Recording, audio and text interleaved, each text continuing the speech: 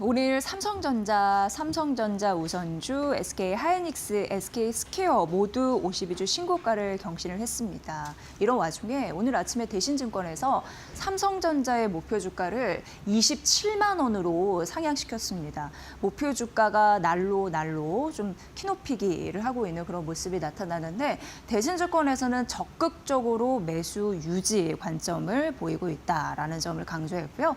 올해 영업이익 전망치를 어떻게 보면은 200조 원을 넘기는 그런 수치를 내놨거든요. 그러니까 전망이 예전에는 171조 원이었는데 201조로 보면서 이제 연간 영업이 200조 시대를 열 것이다라는 가능성을 언급을 했습니다. 이게 굉장히 유의미한 그런 대목이 아닐까 싶습니다.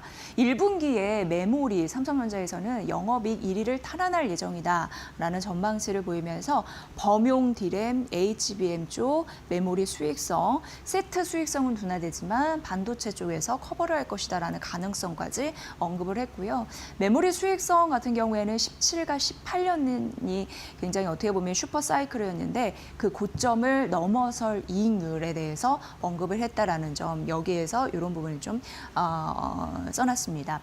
주목할 부분은 이 부분이 아닐까 싶습니다. 지금 갖고 있는 현금 그리고 앞으로 벌어들일 잉여 현금 이런 부분을 봤을 때 현금성 자산이 125조에서 278조로 늘어날 가능성에 대해서 언급을 했습니다.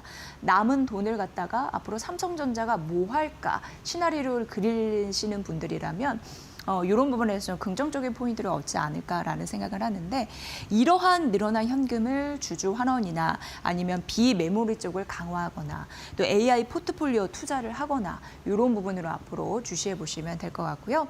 NH투자증권에서는 25만 원으로 올려잡았고 오늘 아침에 KB증권에서 24만 원 목표 주가 유지했으니까 이 부분도 더해서 참고해 보시면 될 것 같습니다.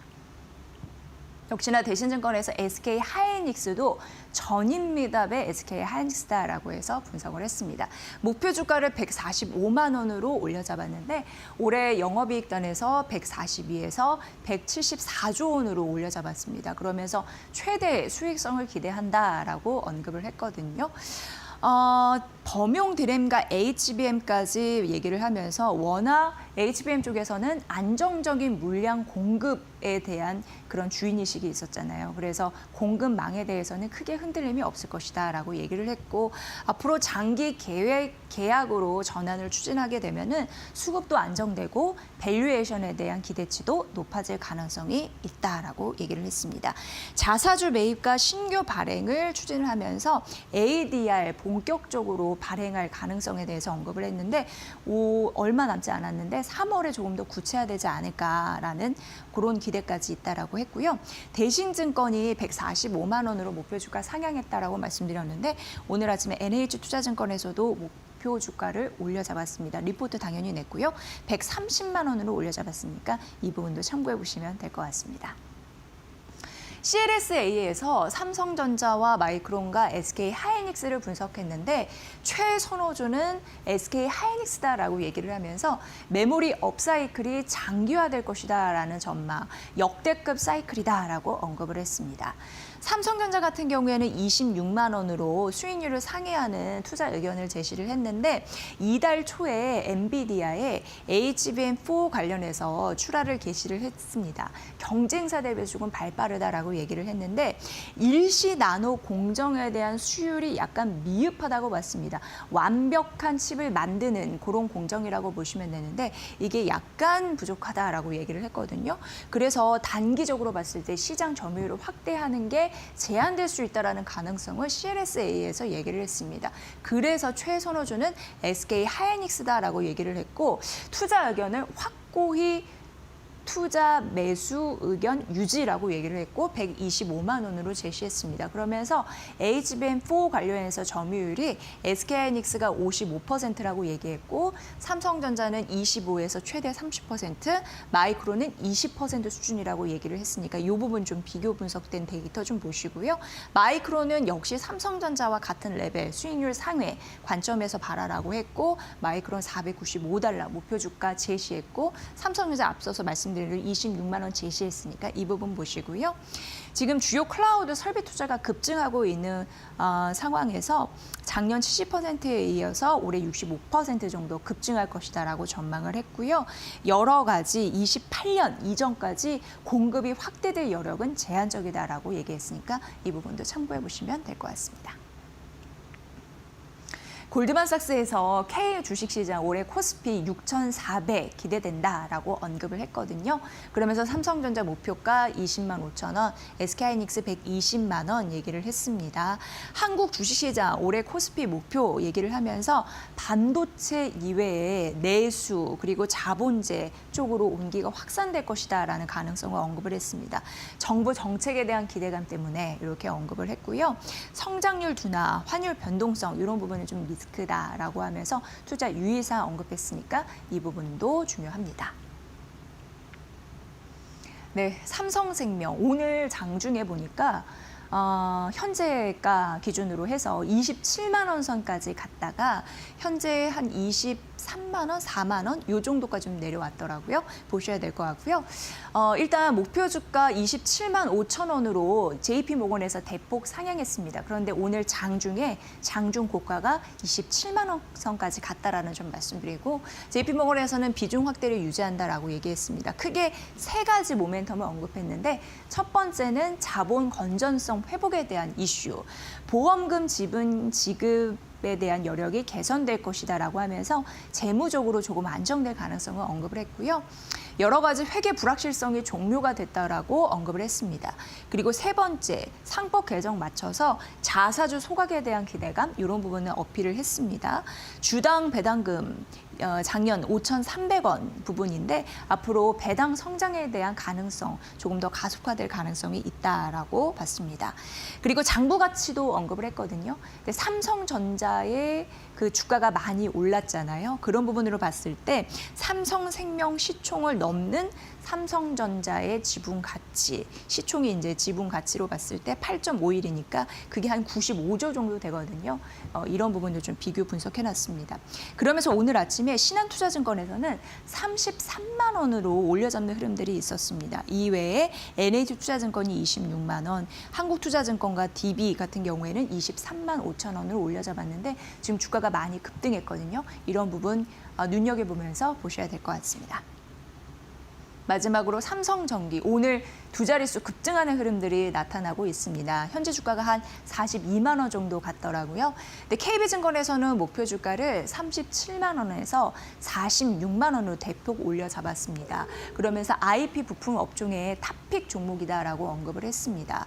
반도체의 궤적을 따라서 MLCC도 오를 것이다라는 자신감 이쪽에서 피력될 가능성이 있다라고 하면서 향후 5년간 영업이익률이 연평균 성장률이 높아질 것으로 언급을 했습니다. 그래서 1분기 영업이익을 추정하면서 사실 전방 쪽에서 생산 조절 가능성은 있다고 합니다. 왜냐하면 메모리 가격이 그만큼 폭등하는 흐름들이 있어서 그럼에도 불구하고 범 AI향 부품이 워낙 수급이 타이트하기 때문에 상세 가능하다라고는 언급했었고 MLCC 같은 경우에는 이쪽은 고부가 가치가 있잖아요. 그렇기 때문에 가격 오르고 비중이 커지면서 긍정적인 수익 개선의 효과를 받을 수 있고 그게 2분기부터 실적에 반영될 것이다라고 얘기를 했습니다. 전반적으로 실적 추정치 가중될 거라고 보면서 올해와 내년 슈퍼사이클을 기대한다라는 언급도 있었고요.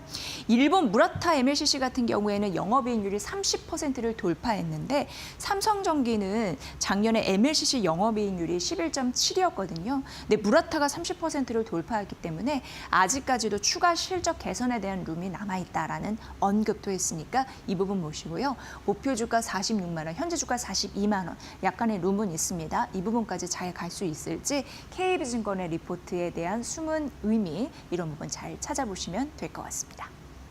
트럼프의 관세 위법, 주말 내내 여러 가지 분석들이 나왔습니다. 일단 미국 연방대법원은 그야말로 법대로 했네요.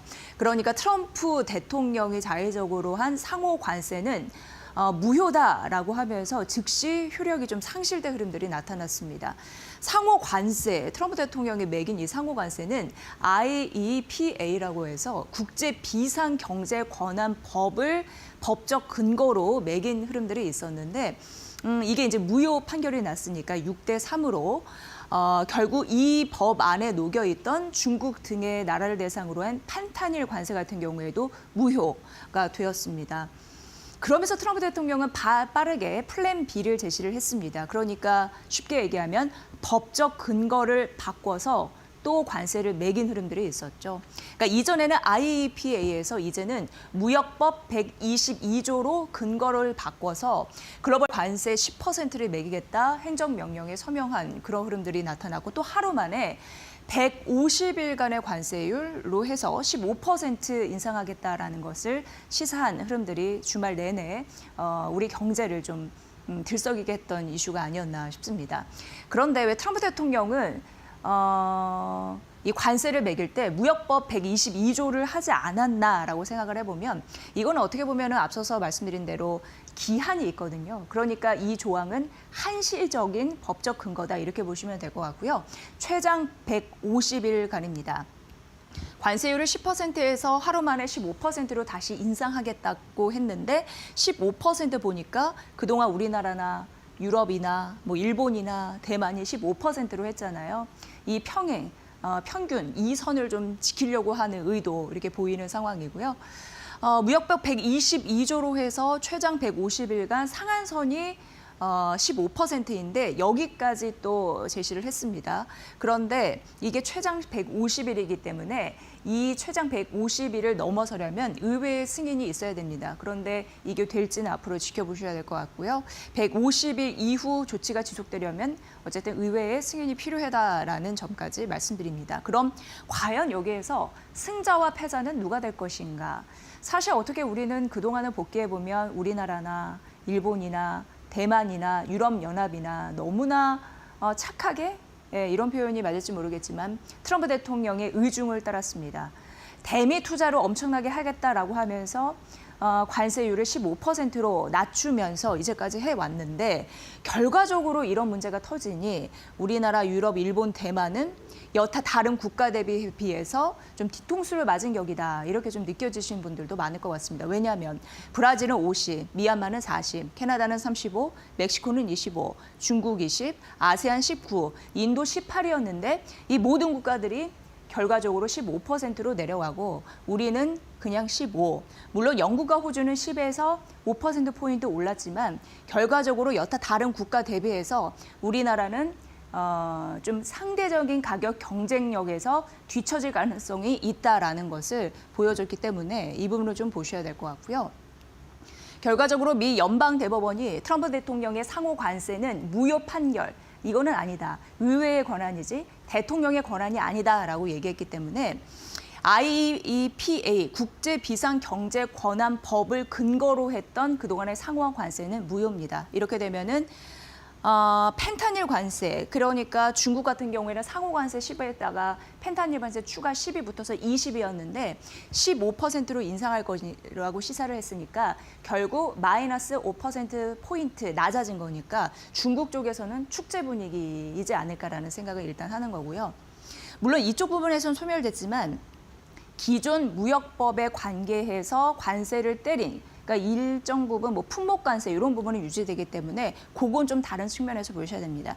예를 들어서 무역법 301조 불공정 무역을 했다라고 하면서 매겨진 이 슈퍼 301조이죠. 이것은 대중국 IP 침해 관련해 가지고 보복 관세였는데 이게 평균 20% 이상 되거든요. 이런 거는 그대로 유지가 되고 그리고 무역 확장법 232조 이거는 이제 미국 쪽에서 국가 안보를 명목으로 해서 대통령의 권한으로 할 수 있는 부분인데 철강, 알루미늄 50% 그리고 자동차 15%는 그대로 유지한다라는 점을 좀 아셔야 될 것 같습니다. 그러니까 결국 이 부분은 상호 관세 이런 부분만 좀 완전 소멸되고 펜타닐 이런 부분에 대한 추가 관세 이런 부분이 없어졌다라고 보시면 될 것 같습니다. 그렇다면 앞으로 우리는 어떤 리스크를 생각을 해야 될까? 이 부분 좀 보셔야 되는데요. 3대 리스크. 조금 더 우리에게 위험을 가할 수 있는 리스크부터 찾아보도록 하겠습니다. 바로 세 가지입니다. 첫 번째는 무역 확장법 232조를 조심하셔야 됩니다. 이렇게 표현할 수 있을 것 같은데요. 이것은 특정 품목 수입이라고 해서 미국 국가 안보를 침해했다라고 생각되는 국가나 아니면은 여러 가지 뭐 경제적 산업 이런 부분에 대해서 대통령이 관세를 부과할 수 있습니다. 이미 우리나라 뭐 자동차, 철강, 알루미늄 이런 품목 관세로 때려진 그런 상황인데 그 관세를 부과하는 활용 근거가 됐죠. 러트닉 상무부 장관이 이런 얘기를 했습니다. 미국 내에서 생산하지 않을 경우에는 K반도체 100% 관세를 부과하겠다라고 으름장을 내기도 한 바로 그 근거가 되겠습니다. 그래서 혹여나 품목 대상이 늘어나거나 반도체에 조금이라도 리스크가 주어질까에 대한 의문은 있습니다만 크게 그러지 않을 것이라는 게 일단 지금까지는 중론이니까. 하지만 리스크 차원에서 좀 살펴봐야 할 부분이 무역 확장법 232조에 있다라는 점 말씀드리고요. 두 번째는 무역법 301조인데 슈퍼 301조로 여러분 잘 아시는 바로 그 법적 근거 되겠습니다. 역시 불공정, 차별된 무역국을 대상으로 해서 대통령이 관세를 매길 수 있는 보복 조치인데 이거는 어떻게 보면은 장기 타격이 있을 수 있는 법인데 시간이 소요된다는 점에서 일정 부분 시간적인 룸은 좀 얻을 수 있는 부분이 있어서 이 부분이 과연 될 수 있을지는 보셔야 됩니다. 왜냐하면 통상 조사 기간이 9개월에서 1년 정도 남짓되거든요. 그렇기 때문에 좀 조심해야 되는데 하지만 이게 한번 걸리게 되면 시간 소요의 이슈 때문에 바로 되진 않겠지만 만약 되면 장기 타격을 받을 수 있는 부분이 세율 상한이 없고요. 그리고 국가 산업을 타깃으로 할 수 있기 때문에 좀 조심해야 되는 법이다. 이렇게 보시면 될 것 같고요. 우리나라 입장에서는 미국이 미국 기업이라고 주장하고 실제도 그런 쿠팡 관련해서 이게 개인정보 유출 사태 때문에 우리 국가에서 좀 조이고 당연하죠. 우리나라 국민의 정보가 털렸으니까. 근데 그런 부분에 대해서 문제 제기를 했을 때 미국 쪽에서 강하게 좀 압박해오는 요소가 있었는데 그런 조사 가능성도 쿠팡 쪽에서는 이 무역법 안에 있으니까 좀 보셔야 될 것 같고요. 이게 우리나라 경제에 추가 부담이 될 수도 있다라는 목소리 나오니까 이 부분도 리스크 부분에 해당이 됩니다. 그리고 마지막으로는 관세법 338조에 해당이 되겠습니다. 역시 미국을 부당하게 차별하는 국가에 대해서 관세를 부과할 수 있는 건데 연방기관의 조사가 없이도 되고요. 최대 50% 관세 부과가 되는 법이라고 합니다. 협박력으로는 최강이라고 합니다. 하지만 실제 사용될 것인가에 대해서는 최저이다라는 가능성이 있으니까 보시고요. 결국 우리나라 입장에서는 무역 확장법 232조 가장 리스키하고 그다음에 슈퍼 301조라는 점 좀 보셔야 될 것 같습니다. 정부와 국회는 3,500달러 이미 대미 투자를 하겠다라고 하면서 관세 15%를 예전에 받아놨잖아요. 그 규모 관련해서 대미 투자를 계획을 이행하겠다라는 의지는 갖고 있는 상황인데요. 미국에서 어떤 후속 조치가 나올지는 좀 예의주시를 해야 되는 상황이고요. 결과적으로 이런 이슈 나오더라도 MSCI 한국 ETF 같은 경우에는 올랐고 신흥국 ETF도 좀 올라서 마감이 돼서 시장에서는 큰 변화는 없었다라는 부분, 그러니까 리스크에 대한 반응입니다. 그리고 트럼프 관세 행보의 제동이 걸릴 가능성 이런 부분이 있기 때문에 시장에서는 긍정적으로 바라보는데 새 관세 카드 이런 부분이 있죠. 지속적으로 나올 가능성이 있어서 이런 부분은 어떻게 보면 발목을 조일 가능성은 있다라는 데에서 VS를 좀 쳐봤습니다. 결국 시장은 이런 리스크 더해서 26일, 그러니까 우리나라 시간으로 목요일이죠. 엔비디아의 실적 발표 굉장히 중요할 것 같고요. 그리고 3차 상법 개정안 그런 이슈 더해지다 보니까 이런 이슈 조금 더 주목하면서 가자라는 게 중론이니까 이 부분 보시고요. 다음 페이지에서 만나보면요. 하나증권에서 이 트럼프 관세 판결 이슈 이후에 시장이 어떨런지 오늘 아침에 증권사에 리포트를 내놨는데 큰 문제가 없다라고 보더라고요. 실제 우리 시장도 별탈 없이 오늘 좀 가는 흐름들이 나타나고 있습니다. 전반적으로 봤을 때 관세율이 실효관세율이라고 하죠. 기업들이 평균적으로 내는 관세 이런 부분이 낮아질 것이고 불확실성이 오히려 좀 제한될 것이다라는 가능성을 언급을 했습니다.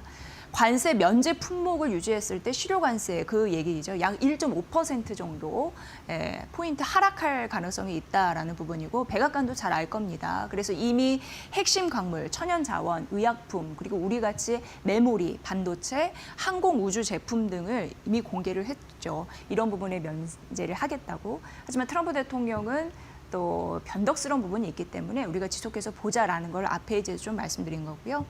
플랜 B, 착수 관세부가 이연 효과 이런 부분이 두 번째로 나타나고 있는데 미국은 중대기로에 서 있습니다. 11월 중간선거 앞두고 있는 상황인데 그렇기 때문에 하나증권에서는 신규적으로 새롭게 관세 조치가 나올 가능성을 좀 제한적이다라고 보는 듯 했습니다. 그리고 무역법 제301조, 슈퍼 301조, 우리나라 입장에서는 리스크 두 번째라고 말씀드린 바가 있는데요. 그 적용을 하려면 미국 무역 대표부의 조사도 있어야 되는 바 그런 부분에 대해서 관세 부과까지 시간이 좀 소요된다. 앞에서 말씀드렸지만 시간 소요되는데 일단 타격을 받게 되면 좀 크다라는 점을 좀 말씀드렸죠. 그 부분을 좀 보셔야 될 것 같고요. 세 번째, 관세 환급 가능성입니다. 그런데 이거는 약간 어떻게 보면 장기 옵션으로 좀 생각하시면 되고 만에 하나 실현이 됐을 때 단기적으로 기업 실적에는 어느 정도 좀 룸이 생길 가능성, 개선이 될 가능성은 있습니다만 환급이 무산돼도 현 상황에서 영향력은 좀 제한적이다. 이런 논리를 하나증권에서 펼쳤습니다. 세 가지 항목에 대한 투자 대응법 그리고 영향력 이런 부분은 좀 제한적이라고 하니까 살펴보셔야 될 것 같고요. 그럼 시장 반응은 어땠는지 미국 시장을 보면서 살펴보도록 하겠습니다. 일단 미국 증시는 올랐습니다. 사모신용에 대한 불안감이 있어도 관세 이거 위법이다라는 그런 이슈 이외에도 오른 흐름들이 있었고 아마존이 2.5% 상승했거든요. 근데 여기에 판매 품목 느낌 아시죠? 대부분 해외 생산 제품들입니다. 그러니까 관세 그동안에 좀 눌린 것들이 좀 풀어지는 흐름들이 있었다라는 부분 보시고요. 장난감 관련주, 장난감은 거의 생산이 40% 정도 중국에서 생산이 됩니다. 그렇기 때문에 이런 부분이 위법 판결이 났을 때 자연스럽게 튀어올릴 수 있는 흐름들이 있었고요. 대표적으로 하스브루나 마텔이 해당되지 않을까 싶습니다. 그리고 웨어페어, RH 같은 경우에는 온라인 가구, 그리고 고급 가구 소매 판매점 이런 부분 가구주이고요. 그리고 온홀딩스 크록스 신발주인데 여전히 관세 위헌 때문에 급등 후 매물을 좀 소화한 흐름들이 있었습니다. 물론 그 종목 안에는 실적에 대한 우려감 때문에 좀 상승폭을 줄인 섹터도 있었습니다만 전반적으로 관세 위헌 판결 이후에 그동안 관세 이슈 때문에 눌렸던 종목들이 대부분 상승했다라는 점 좀 주시하시면 될 것 같습니다. 달러는 관세 철회 판결 이후에 약세 전환됐거든요. 이 약한 달러 때문에 시장에 전반적으로 자산군에 영향을 좀 미쳤고요. 엔, 유로, 파운드, 페소, 헤알 요거는 좀 가치가 올랐습니다. 국채금리 올랐습니다. 왜냐하면 재정 적자에 대한 우려가 있었기 때문이고요. 국제 유가는 미 이란 긴장감 이런 부분 외에도 관세 위헌 판결 때문에 증시가 강했기 때문에 그런 부분으로 또 올랐다라는 흐름. 금은 플래티늄 올랐고요. 은 플래티넘 같은 경우 6% 올랐죠. 그리고 구리 비철 금속도 오르는 흐름들이 있었고 비트코인도 올랐습니다. 왜냐하면 달러 약세가 반영됐거든요. 자산 가치들의 흐름들 이렇게 좀 변동이 됐으니까 이 부분도 살펴보시면 될 것 같습니다. 일단 관세 판결 이런 부분에 대해서는 시장이 큰 흔들림 없이 가기 때문에 증권사에서도 영향력이 제한적이다라는 부분 때문에 그런 부분은 좀 조용히 가지만 우리가 정말 앞으로 신경 써야 할 문제가 이 이슈에 있지 않나 싶습니다. 바로 이란 이슈입니다. 트럼프 대통령이 이란 핵 포기하라라고 하면서 19일 날 얘기했죠. 최대 한 보름 정도 주겠다. 2주간 주겠다라고 압박을 하고 있는 상황인데 그렇지 않으면 군사 행동을 할 가능성도 있는 상황입니다. 지금 우리가 미국과 이란의 리스크에서 가장 눈여겨볼 점이 DB증권에서는 유가라고 얘기하고 있는데 유가를 눈여겨봐야 되는 이유는 미국의 물가 변수를 자극할 수 있는 굉장히 중요한 잣대이기 때문입니다.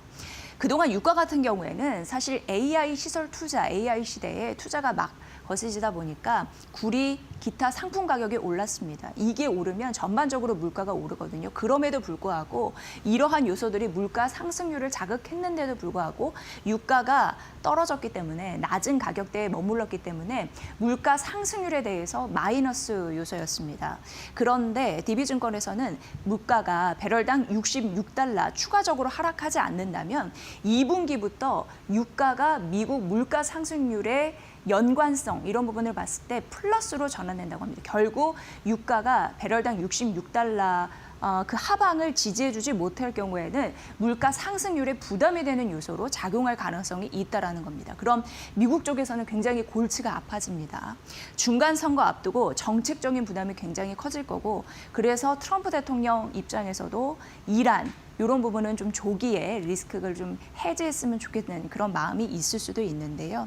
결과적으로 이란은 핵 협상 합의안을 마련 중이라고 하면서 26일 제네바 회담에서 미국과 신속하게 합의할 것을 기대한다고 했습니다. 하지만 여전히 미국은 미국의 군사 행동 이런 부분을 보고 있고, 미국 같은 경우에도 이란 이쪽에서 입장을 굽히지 않을 경우에 강경하게 대응할 것을 천명했습니다. 그렇기 때문에 유가 변수에 따른 앞으로의 파장력이 어떻게 될지 굉장히 중요한 변수다라는 부분 말씀드리고요.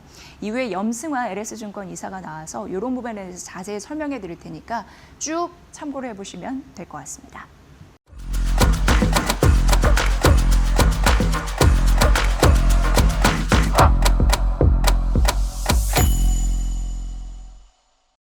노무라증권에서 어제 코스피가 상반기에만 최대 8천 정도를 갈 수 있습니다라고 예고한 타이틀이 나왔습니다. 그러면서 전반적으로 정말 코스피가 앞으로 추가 상승의 날개를 펼칠 수 있을까에 대한 의문을 갖게 한 그런 상황이었고요. 증시가 이렇게 가파르게 올릴 때 당연히 지수가 오르면 증권업종에게는 상대적으로 수혜가 가기 때문에 증권업종을 또 바라보시는 분들이 많을 것 같습니다. 상상인증권에서 최근 증권업종이 올랐는데도 불구하고 괜찮다라고 하면서 리포트를 오늘 내놨는데요. 그 부분을 좀 말씀드릴게요. 일단 증권업종 같은 경우에는 최근 올랐기 때문에 PBR 1배 이상의 프리미엄 구간에 도달은 했습니다. 그런데 앞으로 이런 PBR 1배의 벽을 넘어서 향후 추가적으로 드라마틱하게 오를 것인가에 대한 의문에 대해서는 다소 제한적일 수 있다라는 가능성을 함께 언급은 했습니다. 하지만 증시로 자금이 유입될 수 있는 환경적인 요건은 든든하다라는 얘기를 했는데요. 여러 가지 정책적인 모멘텀이 뒷받침되지 않을까라는 근거를 제시를 했습니다. 대표적으로 어제 이게 참 화제였습니다. 3차 상법 개정안 이런 부분이 법사위를 통과했고, 오늘 오후입니다. 오후에 본회의에서 이제 순차적으로 여러 가지 안건이 있는데 처리될 예정입니다. 이런 부분으로 이게 잘 실타래를 풀어갈 수 있을지 많은 분들이 주목하고 있는 대표적인 주주 환원 정책에 굉장히 중요한 정책적인 골자가 되겠다, 이렇게 설명할 수 있을 것 같고요. 앞으로 이렇게 되면은 여러 가지 주주 환원 정책 그리고 자사주 정책 이런 부분에서 보완이 이루어질 텐데, 이런 부분을 노리고 또 자금이 유입되면서 전반적으로 증권 그 다음 타자 보험주가 오르기도 했습니다. 하지만 오늘은 쉬어가는 흐름들을 보이는 거죠. 하지만 이렇게 쉬고 다시 도약할 수 있는 기틀을 마련하는 때일지도 모릅니다. 일단 부동산, 현 정부에서는 규제를 강화하고 있습니다. 주택 거래, 레버리지를 쓰는 여러 가지 부분이 어떻게 보면은 제한이 될 수 있는 가능성, 그렇기 때문에 증시에 조금 더 자금이 유입될 가능성, 아무튼 정책에서 이렇게 잡아주고 있다라는 거를 좀 피력을 했고요. 가계 유동성 같은 경우에도 중요합니다. 왜냐하면 이게 증시로 흘러 들어갈 수 있는 자금의 여력이 되겠죠. 예탁금, ETF, 직접 매매 이런 부분 투자분들이 관심 많아 하기 때문에 이런 부분으로 돈의 향방 주시하시면 될 것 같고요. 거래 대금을 유지했을 때 증권업 실적은 당연히 개선이 될 겁니다. 그렇기 때문에 그런 부분으로 기대가 강화될 수도 있습니다. 증시에 들어올 대기 자금은 일정 부분 충분하다라는 판단을 내렸더라고요. 대표적으로 요구불 예금이라고 해서 쉽게 얘기해서 언제든 우리가 꺼내 쓸 수 있는 자금이라고 보시면 되는데, 회전율이 반등하고 있다라는 부분이 이제 포착이 됐고요. 2년 미만의 예적금 같은 경우에도 기간이 단축됐기 때문에 이게 어떻게 보면 좀 짧기 때문에 이 자금을 갖다가 증시, 주식 투자할 수 있는 여력이 있겠죠. 그래서 그 잔고도 두터워서 증시 대기 자금 요인이라고 합니다. 그런 부분도 있다라고 하네요. 거래 대금은 상반기에 좀 견조할 전망입니다. 그렇게 되면은 증권, 뭐 외국계 증권사도 상반기에 코스피 8천 갈 수 있다라고 하는 좀 파격적인 전망을 한과 동시에 증권주의 수급도 거래 대금을 받쳐주다 보면 긍정적인 역할을 할 수 있는 거고요. 앞으로 추가 업사이드 요인이 있을까 싶어서 좀 정리를 해봤는데 증권사마다 리테일 경쟁력은 중요할 겁니다. 그리고 ETF에 대한 관심 굉장히 많아졌죠. 해외 주식 상품을 같이 취급하는 거, 그리고 수수료 방어 여부, 이거는 각 증권사가 어떻게 전략을 짜느냐에 따라서 차별화가 될 것으로 예상이 됩니다. 그래서 관건은 거래 대금의 속도 빠르게 유입되는지 그 부분과 더불어서 이것을 증권사에서 잘 먹잇감이 있으니 실적으로 전환될 수 있는 능력을 갖추었느냐, 이게 판별되지 않을까라고 상상인증권에서는 얘기를 했습니다. 그렇다면 증시는 추가적으로 상승할 것이라는 그런 예측이 많은 상황에서 증시가 가면 증권주 호황이 이어질 텐데 상상의 증권은 증권주 탑픽을 뭐라고 했을까요? 바로 삼성증권이라고 얘기를 했습니다. 당연히 목표 주가는 올렸습니다. 13만 5천 원으로 상향했습니다. 삼성증권이 오늘은 쉬고 있습니다만 앞으로의 도약, 이런 기틀 좀 보셔야 될 것 같고요. 일단 삼성증권 목표 주가 상향한 이유도 밝혔는데 거래대금 전망, 그리고 수익을 날 수 있는 추정치, 이런 부분을 동시에 둘 다 상향시켰습니다. 삼성증권을 픽한 이유는 리테일 경쟁력이 더 차별화됐다라고 느낀 거죠. 그리고 ETF 직접 매매에 뛰어드시는 투자분들 많으시다 보니까 수요 확대에 대한 수혜를 고스란히 가져갈 수 있다라고 판단한 것으로 보입니다. 거래 대금에 대한 부분도 왜 두텁다라는 말씀을 드렸는데 랠리가 지속되면 수급 모멘텀도 증권주에서는 받아갈 수 있기 때문에 당연히 공통적인 흐름에서 봤을 때 삼성증권은 해당이 되겠고요. ROE, PBR 기준 수익성 대비 그럼에도 불구하고 저평가돼 있다라는 흐름도 언급이 되면서 앞으로 자기자본 이익률도 개선이 될 거고 발행업 인가 이런 부분도 기대가 된다면 상대적인 부분이 증권사 중에서도 매력도가 올라갈 것이다라고 언급을 했습니다. 증권주 더 갈 수 있다라는 데에 베팅하신다면 여러 가지 증권주 뭐가 좋을지 고민하실 텐데 상상인 증권의 리포트도 한번 참고해 보시면 될 것 같습니다. 그리고 증권주 탑픽을 고를 때 증권사들이 탑픽으로 고르는 이유, 이런 부분도 각자가 잘 헤아려서 대입을 해보시는 것도 제안드립니다. 자, 오늘 잠시 쉬고 있습니다만 더 갈 수 있는 한국 증시에 대한 모멘텀에 대해서 좀 살펴봤고요. 장 초반에는 개인의 매수세가 코스닥 자금에 좀 붙으면서 코스닥이 조금 더 우위의 흐름을 보여주고 있는데 형이 뒤질세라 다시금 힘을 내고 있습니다. 그 원인을 보니까 삼성전자와 SK하이닉스가 시가 대비 상승폭 높이면서 양봉의 흐름을 하고 있군요. 특히나 SK하이닉스는 3%대 강세 흐름을 좀 연출하고 있는 흐름들 나타내주고 있습니다. 역시 반도체 투톱이 움직이다 보니까 코스피를 이끌고 가는 리딩에 대한 힘, 이런 부분이 좀 느껴지는 10시 구간이다. 이렇게 좀 정리를 해볼 수 있을 것 같고요. 전반적으로 미국 시장 같은 경우에도 AI가 각종 산업에 침투를 하고 있는데 그 파괴적인 변화에 따라서 잘 가는 데도 있고 우울함을 감추지 못하는 곳도 있습니다. 대표적으로 보니까 IBM도 13% 넘는 급락세를 보였더라고요. 그러니까 지속적으로 이런 부분에서 옥석 가리기가 가려질 예정인 상황에서 반도체 투톱은 아랑곳하지 않고 잘 가는 흐름들이 나타나고 있습니다.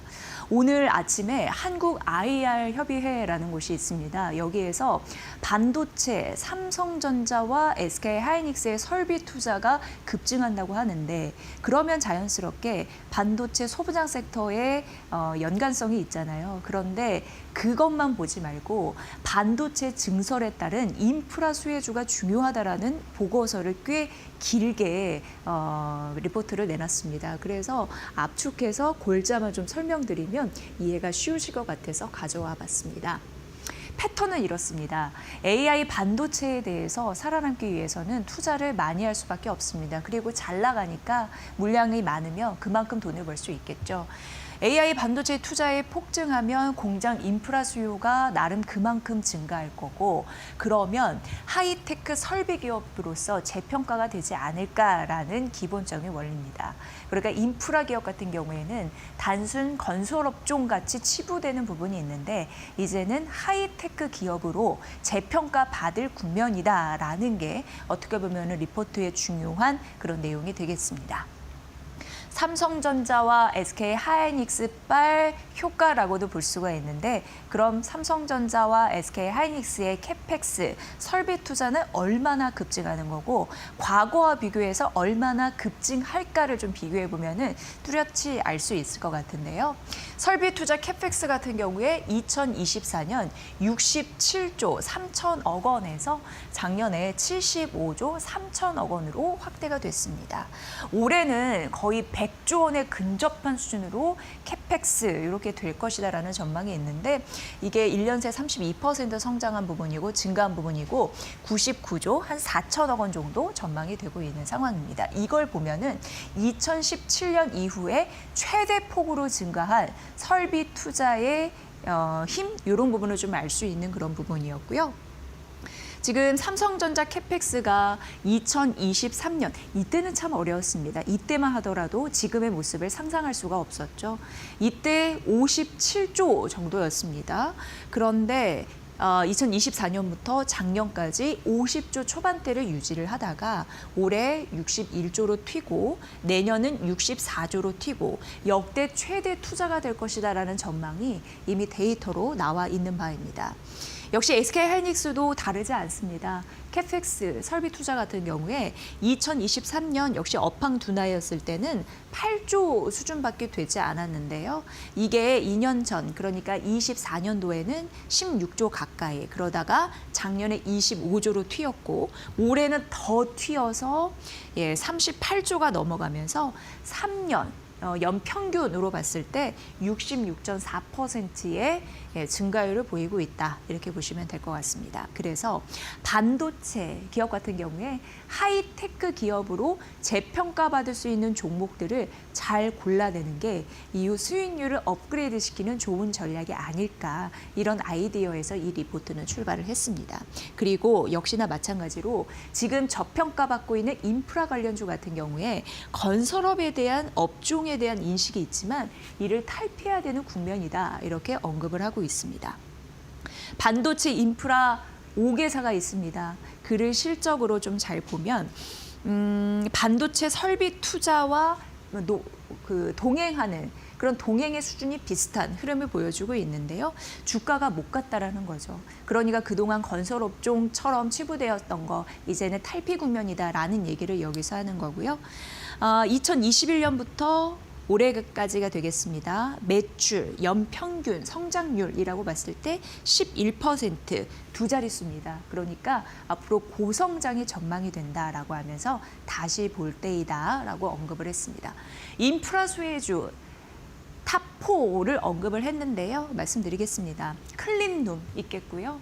클린룸은 머니코드에서 몇 번 말씀드린 바가 있습니다. 반도체 만들 때 쉽게 얘기해서 먼지 한 톨 없이 굉장히 클린하게 깨끗하게 공장에서 만들어야 되는데 그걸 이제 클린룸이라고 하고 클린룸에서만 만들어야 하기 때문에 굉장히 공장 증설에 있어서는 굉장히 중요한 그런 부분이고요.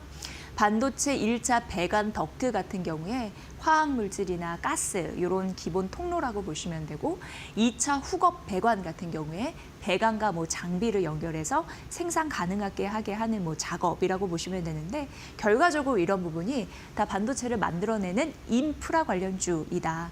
인프라 기능이다. 이렇게 보시면 될 것 같습니다. 그러니까 반도체 인프라 설비, 수혜주 이런 부분을 잡아야 된다라는 논리였고요. 대표적으로 탑4는 일단 이렇게 정리를 해놨습니다. 첫 번째, 한양 ENG, 두 번째, 세보 MEC, 세 번째, 성도 ENG, 네 번째, KN솔입니다. 잘 모르시는 분들, 낯선 분들도 계실 텐데 반도체 소부장에 이어서 인프라 관련주도 잘 봐야 한다길래 이번에 한번 학습해 보시는 것도 괜찮을 것 같고요. 한양 ENG 같은 경우에는 반도체 인프라 관련주인데 1위, 이걸 넘어서 우주항공의 핵심 기업으로 부상하고 있는 바 우주항공 섹터로도 교집합되고 있는 부분이 있어서 보시면 좋을 것 같고요. 세보 MEC 같은 경우에는 하이테크 매출 비중이 절대적이었습니다. 85%나 되더라고요. 그러니까 반도체 쪽에서 설비 투자를 확대를 하면은 직접적인 수혜주가 될 수 있다라고 한국 IR 협의회에서는 분석을 했습니다. 그리고 성도 ENG 같은 경우에 PBR 0.3배밖에 안 됩니다. 지금 긍정적으로 주가 가고 뭐 증권업종도 가고 그러면서 PBR 1배로 넘었다라는 얘기들이 속속들이 들려오고 있는데 아직도 저평가 관련주가 많다라는 거죠. 대표적으로 성도 ENG는 PBR 0.3배로 반도체 하이테크 인프라 기업들, 설비 업종이 부각받았을 때 최대 저평가 매력을 뽐낼 수 있는 가장 매력적인 종목이다. 저평가 관련해서는 이렇게 언급을 했습니다. 마지막으로는 K엔솔인데요. 이거는 반도체 클린룸의 시공 전문 업체 되겠습니다. 숨고르기 들어간 드라이룸 이런 부분까지 언급이 되어 있는데 보고서에 아주 자세하게 나와 있거든요. 여러분들 참고해 보시면 될 것 같고요.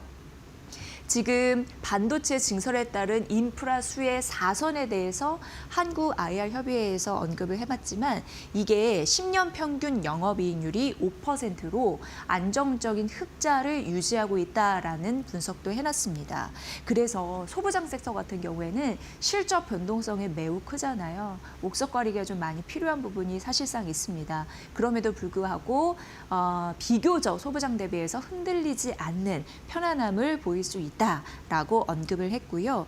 아무래도 HBM의 공급이 부족하면서 메모리 업황은 지속적으로 좋아질 것이기 때문에 낙수 효과를 든든히 받을 수 있을 겁니다. 앞서서 보여드렸습니다. 반도체 투톱. 오늘도 삼성전자와 SK하이닉스가 동반 오르면서 코스피를 끌어당기고 있는 위로 그런 현상이 나타나고 있는데 반도체 투톱 올해 캐펙스 최대 많이 갈 것으로 보이니까 집행될 것으로 보이니까 지금 저평가된 관심 종목들 잘 찾는 게 무엇보다도 유리할 것이다. 투자 모멘텀으로 확연히 구별될 것이다. 이런 언급해놨으니까 잘 참고해 보시길 바랍니다. 보험주, 최근 정말 며칠간 급등하는 흐름들이 무서울 만큼 있었습니다. 오늘은 숨을 고르면서 차익 실현 매물이 일부 나오는 상황입니다. 신한투자증권에서 보험주 옥석 가리기 하세요라고 리포트를 내놨더라고요. 소개를 해드리겠습니다. 일단 보험주가 오른 스토리텔링을 해보자면 삼성전자 영향이 있습니다. 재평가 수혜를 받으면서 삼성생명이 강하게 올랐고 삼성화재가 올랐고 이런 흐름들이 있으면서 전반적으로 뭐라 그럴까요? 평균 키높이를 좀 높여줬다 이렇게 설명할 수 있을 것 같고요. 얼라인 파트너스라고 있습니다. K 행동주의 펀드이고요.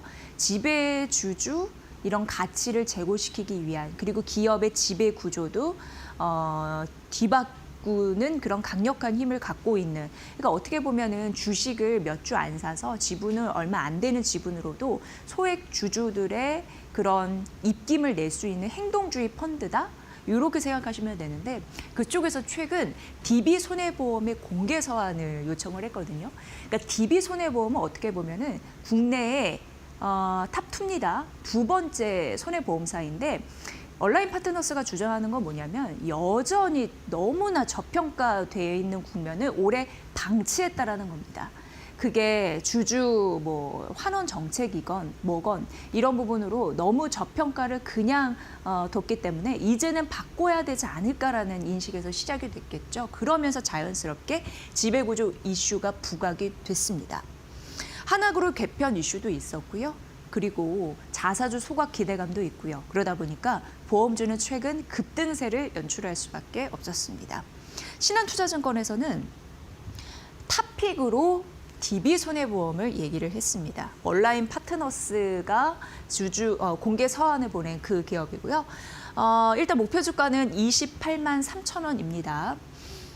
밸류 부담이 일단 제한적이다라고 언급을 했고요. 여기 자사주 14.5% 가로로 써놨는데 이걸 소각했을 때 주가 상승 기대해 볼 만하다라고 언급을 했습니다. 그리고 여기가 미국 보험사 있어요. 포테그라. 인수 완료가 될 때 실적과 그리고 밸류 기준으로 앞으로 이제 변경이 가능한데 기업의 가치 또한 재평가받을 요인이 상대적으로 크다라고 언급을 했습니다. DB 손해보험 탑픽으로 언급했으니까 보시고요. 그 다음 주자는 삼성생명 되겠습니다. 이거는 관심주다 이렇게 보시면 될 것 같고 목표 주가 33만 원입니다.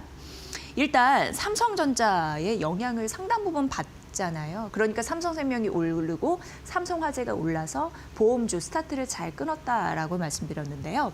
삼성전자에서 잉여 현금 흐름이 개선이 되는데 그러면서 추가 주주 환원에 대한 기대감도 높아지고 있는 상황입니다. 그래서 내년 1분기에 특별 배당을 1조 이상 할 가능성이 삼성생명에게는 있다라고 언급을 했습니다.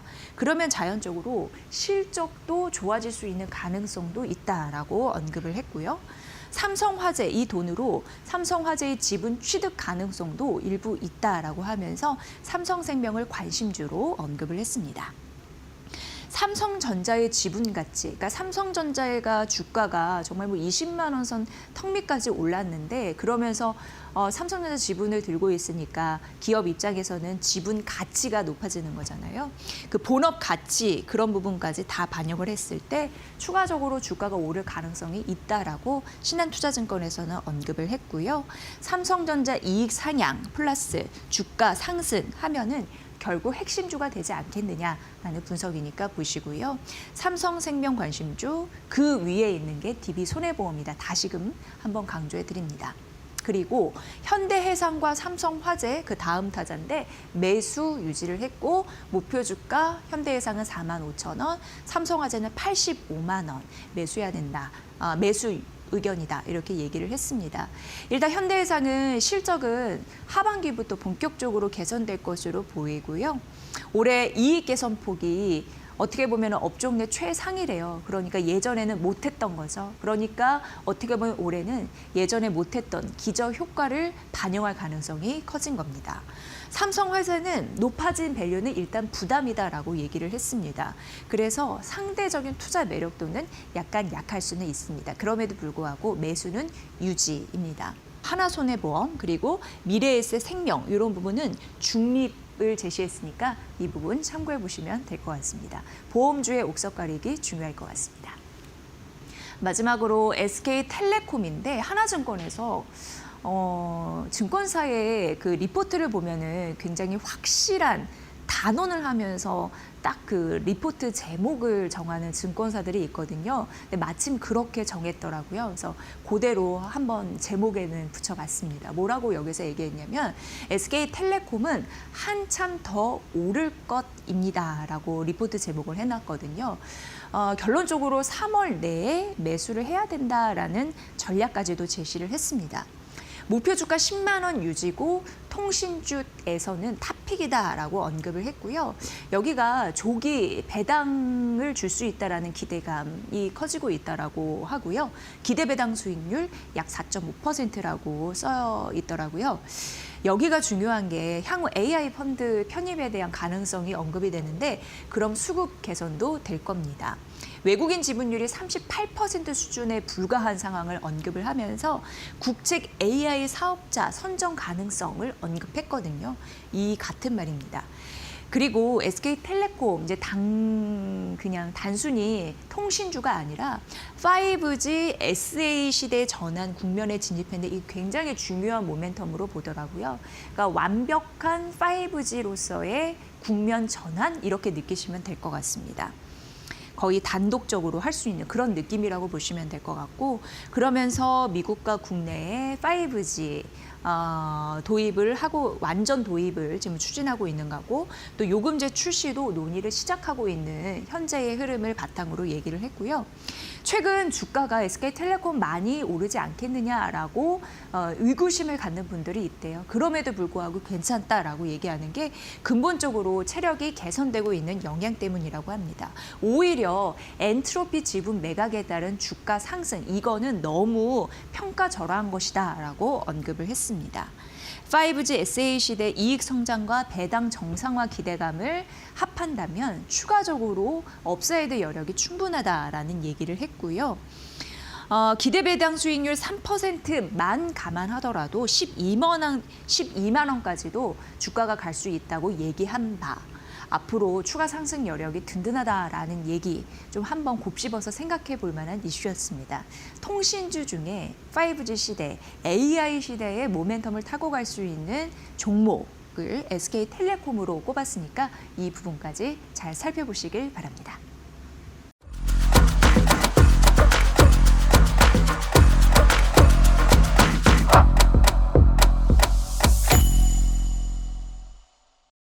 삼성전자는 11거래 연속 지치지 않고 오르는 흐름들이 나타나고 SK하이닉스는 5거래 연속 상승 추세를 이어가고 있습니다. 맥커리에서 파격적인 전망을 내놨습니다. 왜냐하면 압도적인 목표가 상향 소식이 있었거든요. 삼성전자는 34만 원 목표 주가를 제시를 했고요. 올렸고 SK하이닉스는 170만 원으로 목표 주가를 상향시켰습니다. 기존 대비해서 삼성전자는 24%, 그리고 SK하이닉스 21% 높인 그런 목표가이다라고 보시면 될 것 같은데요.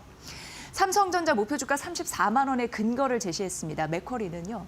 올해와 내년 EPS 추정치를 대폭 올려잡았기 때문인데 그 데이터를 보면 올해는 73%, 그리고 내년은 82% 대폭 수정해서 올려잡았습니다. 특히나 연말에 100조 원 가까이 특별 배당이 기대된다라는 부분도 언급을 했고요. 공장 기반 메모리 업사이클의 최대 수혜주는 삼성전자가 가져갈 것이다라고 명확히 기술했습니다. SK하이닉스 170만 원짜리 목표 주가를 제시를 했는데 역시나 올해 내년 EPS 추정치 각각 58%, 77% 올려잡은 흐름들이 눈에 띕니다. 역시나 SK하이닉스 흔들리지 않은 공급망 유지될 것으로 전망이 되는데요. 외국계 증권사조차 HBM의 주도권을 유지할 것이라며 강력한 상승을 좀 예고한 바입니다. AI 시대가 학습에서 추론으로 가면서 본격화되고 있는 상황인데 당연히 메모리 제공업체, 그러니까 삼성전자, SK하이닉스는 갑의 위치에서 여러 가지 메모리 병목이 부각이 되면서 더 힘을 실리는 흐름들이 나타나고 있고요. 양이 크게 늘지 않았어도 오히려 양이 줄었어도 가격이 강하게 튀어오르다 보니까 실적이 잘 개선되는 흐름들, 굉장히 선순환 구조가 이어지고 있는 상황인데 올해까지 그런 가격 강세가 이어질 가능성 맥커리 증권에서 얘기를 했습니다. 특히 D램과 낸드 가격, 뒤에서도 말씀드릴 테지만 얼마큼 추가적으로 외국계 증권사에서도 우리나라의 메모리 반도체의 가격 상승을 예고하는지 여러분 주시하시면서 보시면 도움이 되실 것 같습니다. 대표적으로 맥커리 증권은 1분기 계약가 전 분기 대비해서 최대 100% 상승될 것이다라고 예고를 했고요. 신규 공장 메모리를 많이 생산을 늘리기가 좀 지연될 가능성이 있습니다. 그리고 HBM에 조금 더 집중하는 흐름들이 있는데 역시나 메모리 공급 부족 시반 때문에 여전히 그 메모리 가격 결정력을 유지하는데 지속될 것이다라는 상황, 이런 부분을 언급했습니다. 어쨌든 그 압도적인 그런 공격적인 그런 목표 주가 상향 소식, 이런 부분이 나왔기 때문에 맥커리가 왜 올렸는지 그 근거에 대해서 차분히 생각해보는 시간 가지시면 될 것 같습니다. 다음은 CT인데요. 삼성전자와 SK하이닉스 목표 주가 역시나 올려서 잡았는데 잠시 소개를 해드리겠습니다. 물론 맥커리만큼 크게 올려잡지는 않았습니다만 의미 있는 그런 숫자이고요. 목표 주가 CT에서는 삼성전자 24만 원에서 28만 원을 올렸고 매수 유지 전략을 제시를 했습니다. 영업이익단에서 그리고 메모리 반도체의 가격을 얼마큼 상향시켰는지 이게 굉장히 중요한 요소라고 말씀드렸는데 CT에서 보면요. 올해 예상 영업이익을 251조 원으로 전망을 했습니다. 강력한 수익성이 개선될 것이다라는 기대감, 이런 부분이 뒷받침될 것이다라는 가능성이고요. 앞서서 맥커리가 삼성전자와 SK하이닉스의 목표 주가를 대폭 상향한 이유가 메모리 공급 가격의 결정력, 이런 부분을 괜찮게 봤다라고 말씀드렸는데 똑같은 원리입니다. 올해 D램, SSP 성장률 같은 경우에 171% 평균 판매 가격 되겠습니다. 상향 될 거다라고 하겠고 낸드 같은 경우에는 올해 127% 상향될 것이다라고 예상을 했습니다. 서버 고객들이 메모리 달라고 난리가 났습니다.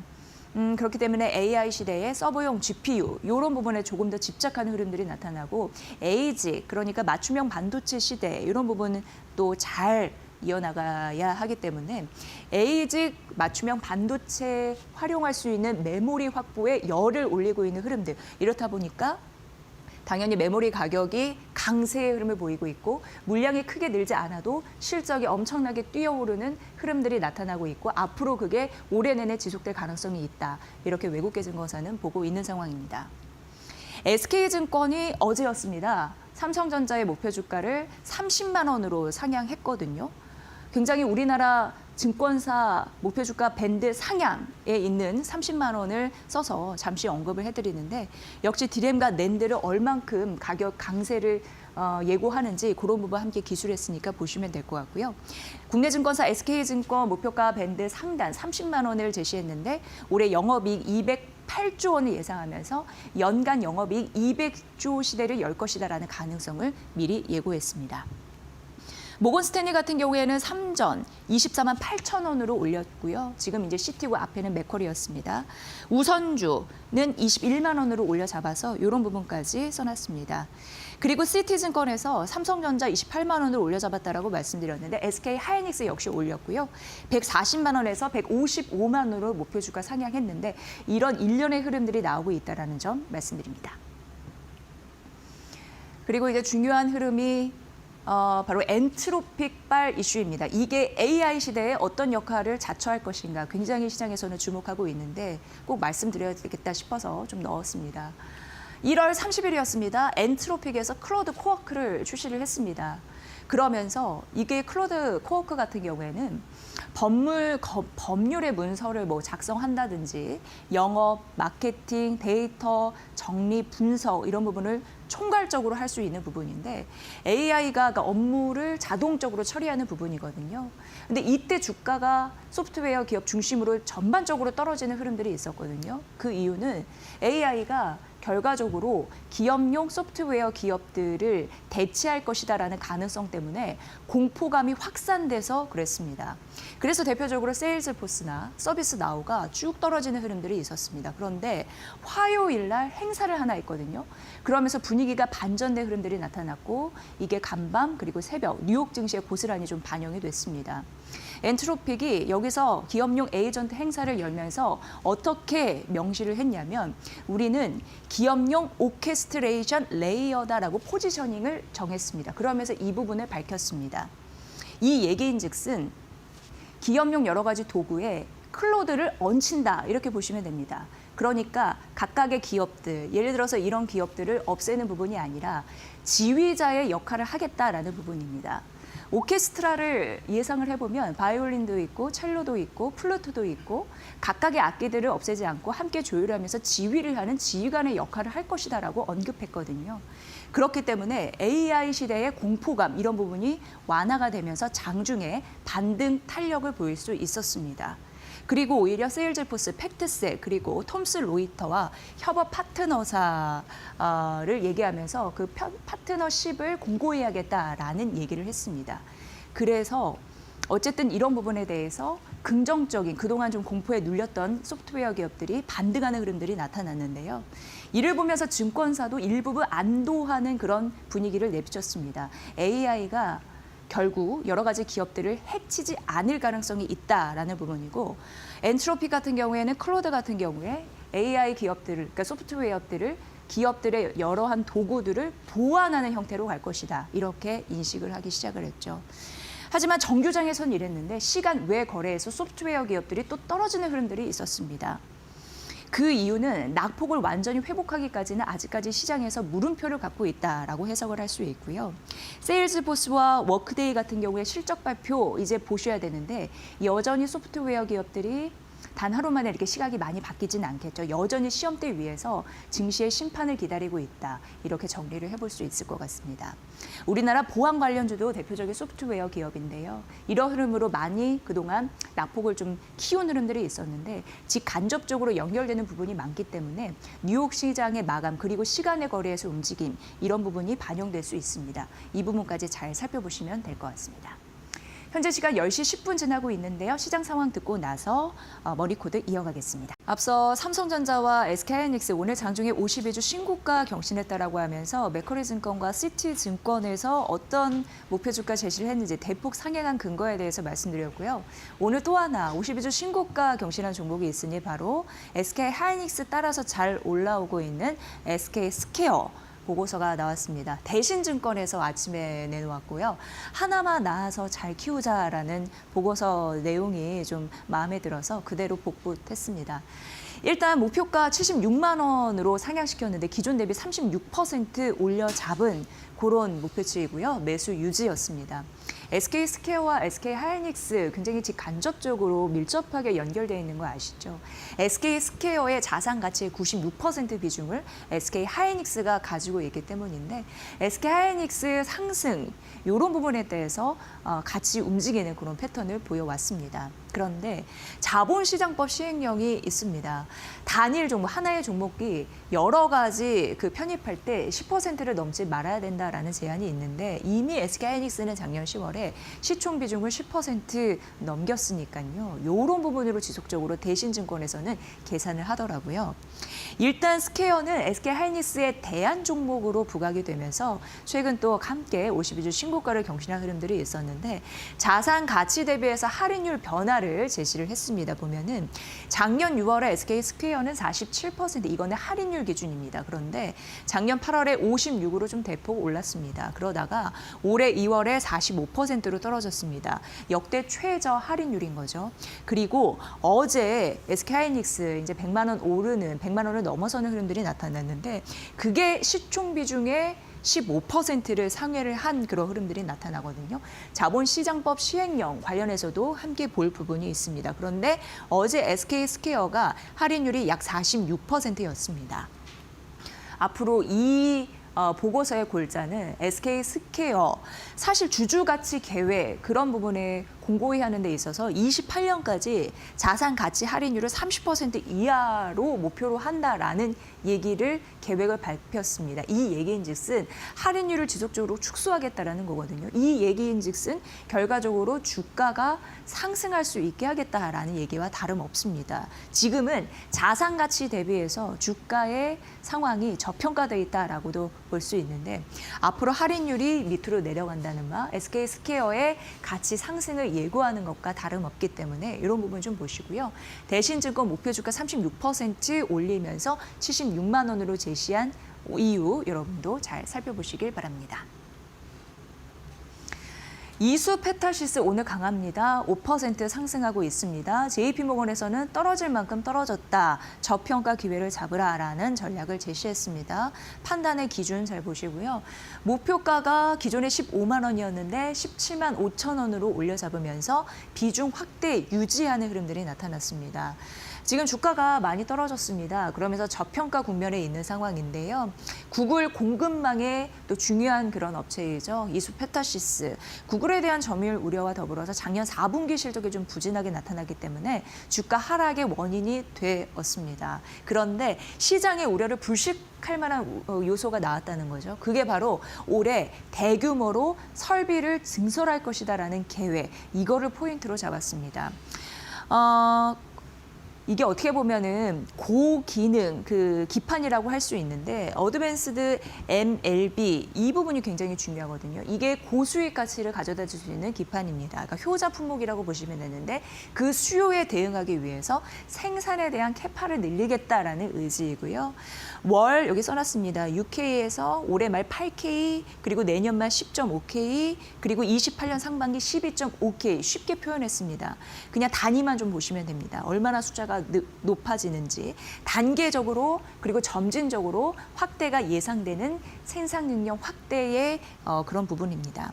그리고 성장률 전망도, 그러니까 생산 능력에 관해서 부분인데요. 20%, 기존 13%에서 올릴 것으로 예상이 되고 있습니다. 그리고 중국 쪽에서도 공정을 확대해서 제품 믹스나 그리고 고수익 제품이 있기 때문에 이쪽에서 가격 경쟁력을 보겠다라는 의지, 이런 부분을 JP모건에서는 언급을 했습니다. 올해 수주 잔고 역시 높아질 것으로 예상되는데요. 작년은 1조 원이었습니다. 그런데 올해는 1조 3천억 원 정도 불어날 것으로 예상이 됩니다. 그래서 EPS 추정치를 올려 잡았는데요. 올해 10%, 내년 18%로 상향 조정했습니다. 그러면서 목표가가 17만 5천 원으로 계산된 바, 여러분도 이수 페타시스 앞으로 추가적으로 오를 룸이 있을지 잘 계산해 보시면 될 것 같고요. 이건 JP모건의 의견이었습니다. 자, 쉼태, 오늘까지 이번 주 내내 오르는 흐름들이 나타나고 있는 상황입니다. 지켜볼 변수는 많은데 목표 주가는 올리는 흐름들이 나타나고 있습니다. 오늘 아침에 DB증권에서 목표 주가 상향했고요. 6만 5천 원으로 상향했는데 지켜볼 변수가 있으니 장기적으로보다는 단기적으로 매수의 관점이 옳다라는 의견도 제시를 했습니다. 일단 목표 주가 6만 5천 원으로 상향한 이유는 영업이익이 작년 대비해서 올해 좀 큰 폭으로 오를 것으로 보이더라고요. 왜냐하면 작년은 126억 원이었는데 올해 이게 1,300억 원 넘게 나올 것으로 예상이 된 바 DB증권에서는 이렇게 분석을 했고요. 여기서 이제 중요한 게 소캠입니다. AI 시대. 소캠 부분만 봤을 때 기판 업체의 선도, 입지를 쉼택이 유지를 하고 있다라고 봤는데 올해 이후 대량 양산도 점진적으로 이뤄질 가능성을 언급을 했습니다. 그러면서 작년 약 100억 원이었지만 이제 연 매출 10배 이상 성장이 될 가능성을 언급을 했으니까 이 부분도 보시고요. 쉼택이 목표 주가 6만 5천 원으로 상향했는데 오늘 신한투자증권에서도 목표 주가는 유지했지만 보고서를 냈거든요. 그런데 DB증권보다는 목표 주가가 조금 더 올려서 제시를 했습니다. 7만 3천 원입니다. 근데 이거는 목표 주가는 유지여서 화살표는 칠하지 않았고요. 여기에서는 이렇게 얘기를 하더라고요. 수익성 회복은 더디지만 그래도 중요한 거는 가격 상승 모멘텀이 유효해서 긍정적이다라고 판단했습니다. DB증권과 신한투자. 오늘 그리고 다수의 증권사, 국내 증권사에서 쉼택을 분석했는데 분석한 이유가 있겠죠. 이런 부분도 고려하셔야겠습니다.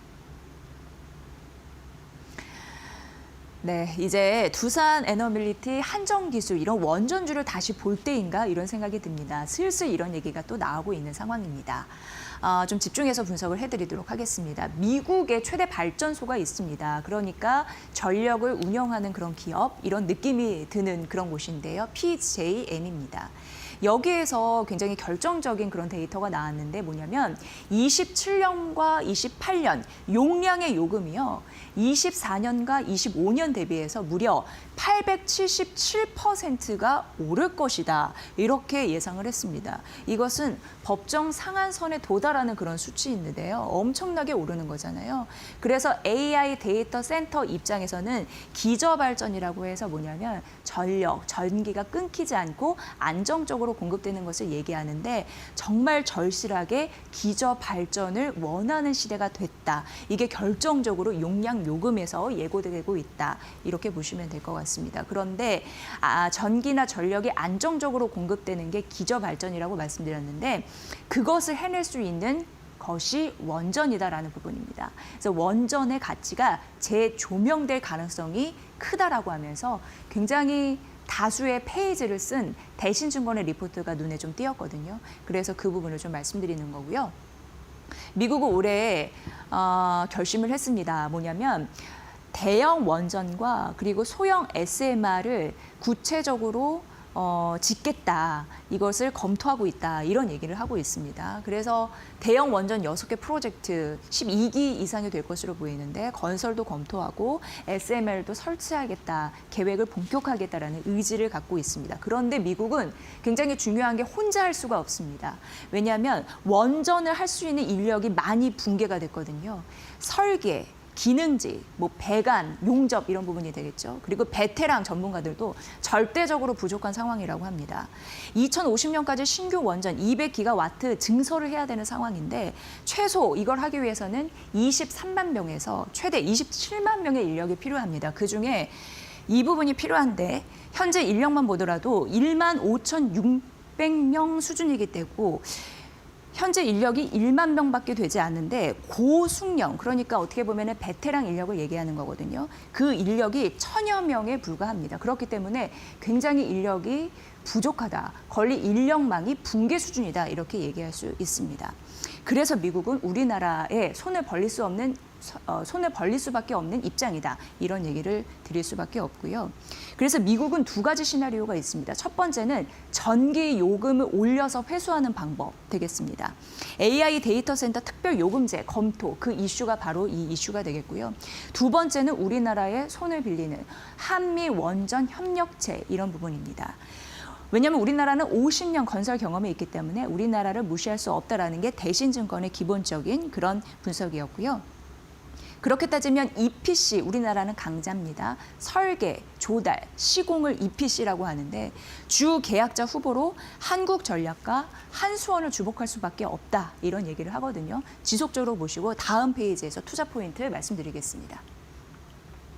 우리나라 원전 팀 코리아가 앞으로 미국과 어떻게 손을 잡을 수 있을 건지 대신증권에서는 세 가지 시나리오를 얘기하고 있습니다. 첫 번째는 AP1000, 이거는 웨이스팅하우스의 원전 모델 되겠습니다. 그 원자로, 그러니까 원자로가 들어갈 수 있는 이제 공간을 얘기하는 거고 터빈 시공, 보조기기, EPC, 설계, 조달, 시공을 말씀드린다고 말씀드렸는데 이 시나리오 첫 번째가 이거고요. 두 번째는 원자로 빌딩 시공, 플러스 터빈 빌딩과 보조기기 EPC. 이게 두 번째 시나리오입니다. 세 번째는 한국이 원전을 독자적으로 하는 그런 부분으로 세 가지 시나리오를 언급을 했습니다. 그런데 1번보다 2번을 할수록 2번보다 3번을 할수록 훨씬 우리나라 입장에서는 수주 금액이나 이익 창출력이 탁월한 효과를 가져다 줄 수 있다고 합니다. 세 가지 시나리오 중에 우리가 어떤 부분을 가져갈 수 있을지 앞으로 그 부분도 이슈를 좀 보시면 좋을 것 같고요. 결과적으로 대신증권이 원전주 중에서 탑픽은 한전기술과 두산 에너빌리티 제시를 했습니다. 두 가지 탑픽을 모두 목표주가 상향했거든요. 한전기술이 21만 5천 원, 두산 에너빌리티는 13만 원으로 올려잡았으니까 이 부분 참고해 보시고요. 한국전력도 앞서서 EPC 이런 부분의 강자라고 말씀드렸는데 주 계약자이니까 8만 원으로 목표주가 제시했으니까 이 부분도 참고해 보시고요. 다만 탑픽은 한전기술과 두산 에너빌리티임을 밝혀드립니다. 골드만삭스에서 K뷰티를 언급을 했습니다. 보면 APR이 탑픽인 건 아시겠죠? 매수 그리고 42만 원 제시를 했습니다. 여기가 밸류 대비해서 성장 모멘텀이 매력적이다라고 언급을 했습니다. 그러면서 뷰티 브랜드 메디큐브 긍정적인 그런 순위를 기록하고 있는 상황인데 미국과 영국의 아마존 베스트셀러 랭킹 급상승하고 있다고 하는데 2월과 비교해 봤을 때보다 훨씬 가파르게 좀 오르고 있나 봅니다. 그리고 1월 같은 경우에 미국 아마존 총 매출액이 좀 견조한 흐름을 보였다라는 부분 얘기를 했고요. 3월에 독일과 프랑스 스토어 이런 부분에 이제 출시가 되는데 유럽 쪽에서도 조금 더 브랜드의 입지를 강화할 것이다라는 가능성 언급되고 있어서 APR은 매수 그리고 42만 원 얘기를 했고요.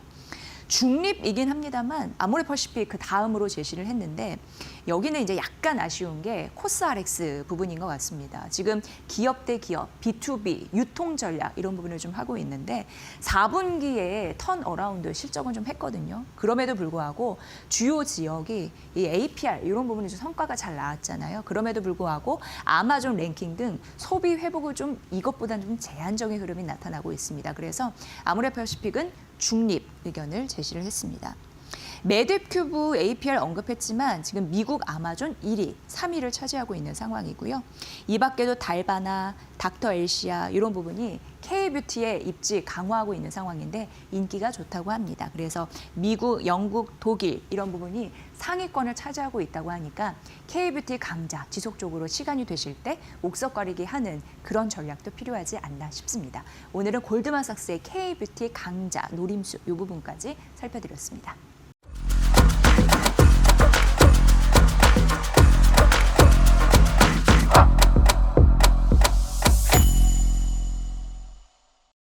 엔비디아가 잘 나와서 그런가요? 오늘 시장에 아주 잘 가고 있습니다. 또 한 번 6,200 넘어가는 흐름들 나타나면서 정말 계속적으로 정말 시장이 계속 오를 거니까 조금 더 믿고 투자해야 되나라는 생각이 오늘 딱 드시지 않을까라는 생각을 일단 해보게 되는데 그래도 약간 부침이 있을 수 있는 부분이 있어서 그 부분을 좀 설명을 드리겠습니다. 전반적으로 굉장히 잘 나왔고 우리는 사실 엔비디아에 대해서 실적 데이터, 실적 숫자는 의심하지는 않았죠. 그런 부분에서 보시면 엔비디아 4분기 매출은 여전히 시장 예상을 상회해서 나왔고요. 특히나 데이터 센터 매출이 사상 최고치를 경신하는 흐름들이 나타났습니다. 그런데 더 중요했던 것은 올해 1분기입니다. 강력한 가이던스를 제시를 했거든요. 그러니까 AI 수요가 지속해서 나오다 보니까 강력한 가이던스, 이걸 또 시장이 보면서 점수를 매기는데 이런 부분이 좀 좋았고 젠스나 한마디 중요하잖아요. 그런데 이런 얘기를 했습니다. 에이전트 A 시대의 본격적인 전환이다라고 하면서 컴퓨팅 수요가 굉장히 기하급수적으로 증가를 할 것이다라는 가능성. 그리고 블랙엘과 차세대 루빈 같은 경우에는 결정적으로 시장 지배력 이런 부분을 유지하면서 경쟁력을 강화해 나갈 것이다라는 언급 또한 있었습니다. 그런데 이렇게까지 발표가 됐을 때 시간의 거래에서 한 3% 정도 올라가는 흐름들이 있다가 차츰 상승폭을 줄였거든요. 그리고 지금 보면 아시겠지만 엔비디아가 시간의 거래에서 좀 마이너스로 큰 폭은 아닙니다만 그래도 3% 올라간 거에 비해서는 좀 마이너스로 전환된 부분이 있었는데 바로 이 부분에서 약간 스크래치가 났다라고 보시면 됩니다. 뭐냐면 이런 얘기를 했습니다. 엔비디아 젠스랑 CEO가 이 공급망 전반에 걸친 생산 능력 확보에 주력 중이다라는 부분, 이렇게 된 거죠. 왜냐하면 시장에서는 이걸 좀 바라봤거든요. 그리고 이걸 기대했습니다. 추가적으로 공급이 너무 부족해서 가격 결정력이 팍 튀는 흐름들, 그걸 기대를 했습니다. 그런데 젠스랑의 말을 들어보니까 이것은 질서 있는 공급 국면? 이런 부분이 느껴지면서 마이크론이 이때 반응했거든요. 마이크론이 시간의 거래에서 뚝 떨어지는 흐름들, 1% 떨어지는 흐름들이 또 나타났거든요. 그러니까 엔비디아 전신항 CEO의 마이크론도 함께 좀 영향을 받았고 이러한 흐름들이 물론 오늘 우리 시장은 끄떡없습니다. 하지만 전반적으로 메모리 이런 부분에서 어떤 변화가 있는지는 중요한 포착점이기 때문에 보셔야 될 것 같고요. 다만 이제 골드만에서는 엔비디아 목표 주가를 $250 매수로 유지를 했고 역시나 AI 인프라 투자는 견조하다라고 봤고요. 강한 가이던스, 여기 가이던스 굉장히 강하게 나왔다라고 해서 긍정적인 반응이 있었다라고 말씀드렸는데 이게 주가를 추가적으로 상승시킬 수 있는 촉매제다라고 얘기를 했습니다. 전반적으로 잘 갔다가 뒷심이 약했던 시간의 거래 말씀드리는 건데요. 엔비디아 실적 만나봤습니다. 그리고요, 오늘 삼성전자가 5에서 6% 넘어가고 있는 상황입니다. 지속적으로 10만 원대부터 이걸 사야 되나 말아야 되나 하셨던 분들 벌써 20만 원을 넘어서 21만 원까지 올라가고 있고 시장에서 이렇게 전문가들한테 물어보면 그래도 삼성전자를 긍정적으로 바라보는 부분이 있다라고 하더라고요. 이전에 우리가 알았던 그런 학습 효과를 싹 다 지우고 삼성전자를 바라봐야 된다라는 얘기까지 들은 적은 있습니다. 일단 코스피가 6,000피를 돌파한 데에는 삼성전자, SK 하이닉스의 목이 굉장히 크다라고 할 수밖에 없어요. 왜냐하면 시총에서 절대 부분을 차지하거든요. 오늘 최고가를 썼던 흐름들 나타나고 있고 샌디스크가 한 대 맞았는데 이게 삼성전자에게는 오히려 또 반사이익을 줬다라는 흐름도 나타나는데 공매도 기간에서 샌디스크를 저격했습니다. 그러면서 해자 없는 범용 상품 판매자 이런 얘기를 했거든요.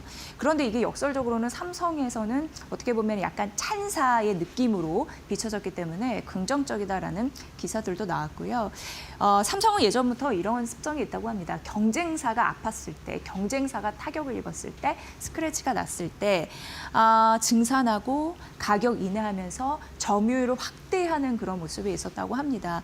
그런 부분에서 오늘도 튀어오르는 흐름들 이쪽에서도 받아가지 않나라는 분석이 이미 나왔고요. 그리고 보신 분들도 계시겠지만 오늘 새벽에 갤럭시 S26을 공개했습니다. 굉장히 신기한 부분이 많더라고요. 한번 이거는 뭐 영상이나 기사 같은 거 찾아보실 것을 이데일리 거 권유해드리는데 미데일리 TV의 그 유튜브 이런 부분도 보시면 되는데 삼성의 AI 승부수 역할입니다. 3세대 AI 폰이고요. 내일부터 사전 예약 돌입하는데 최고가 254만 5,400원 이런 가격 정보까지 적어놨으니까 보시고요.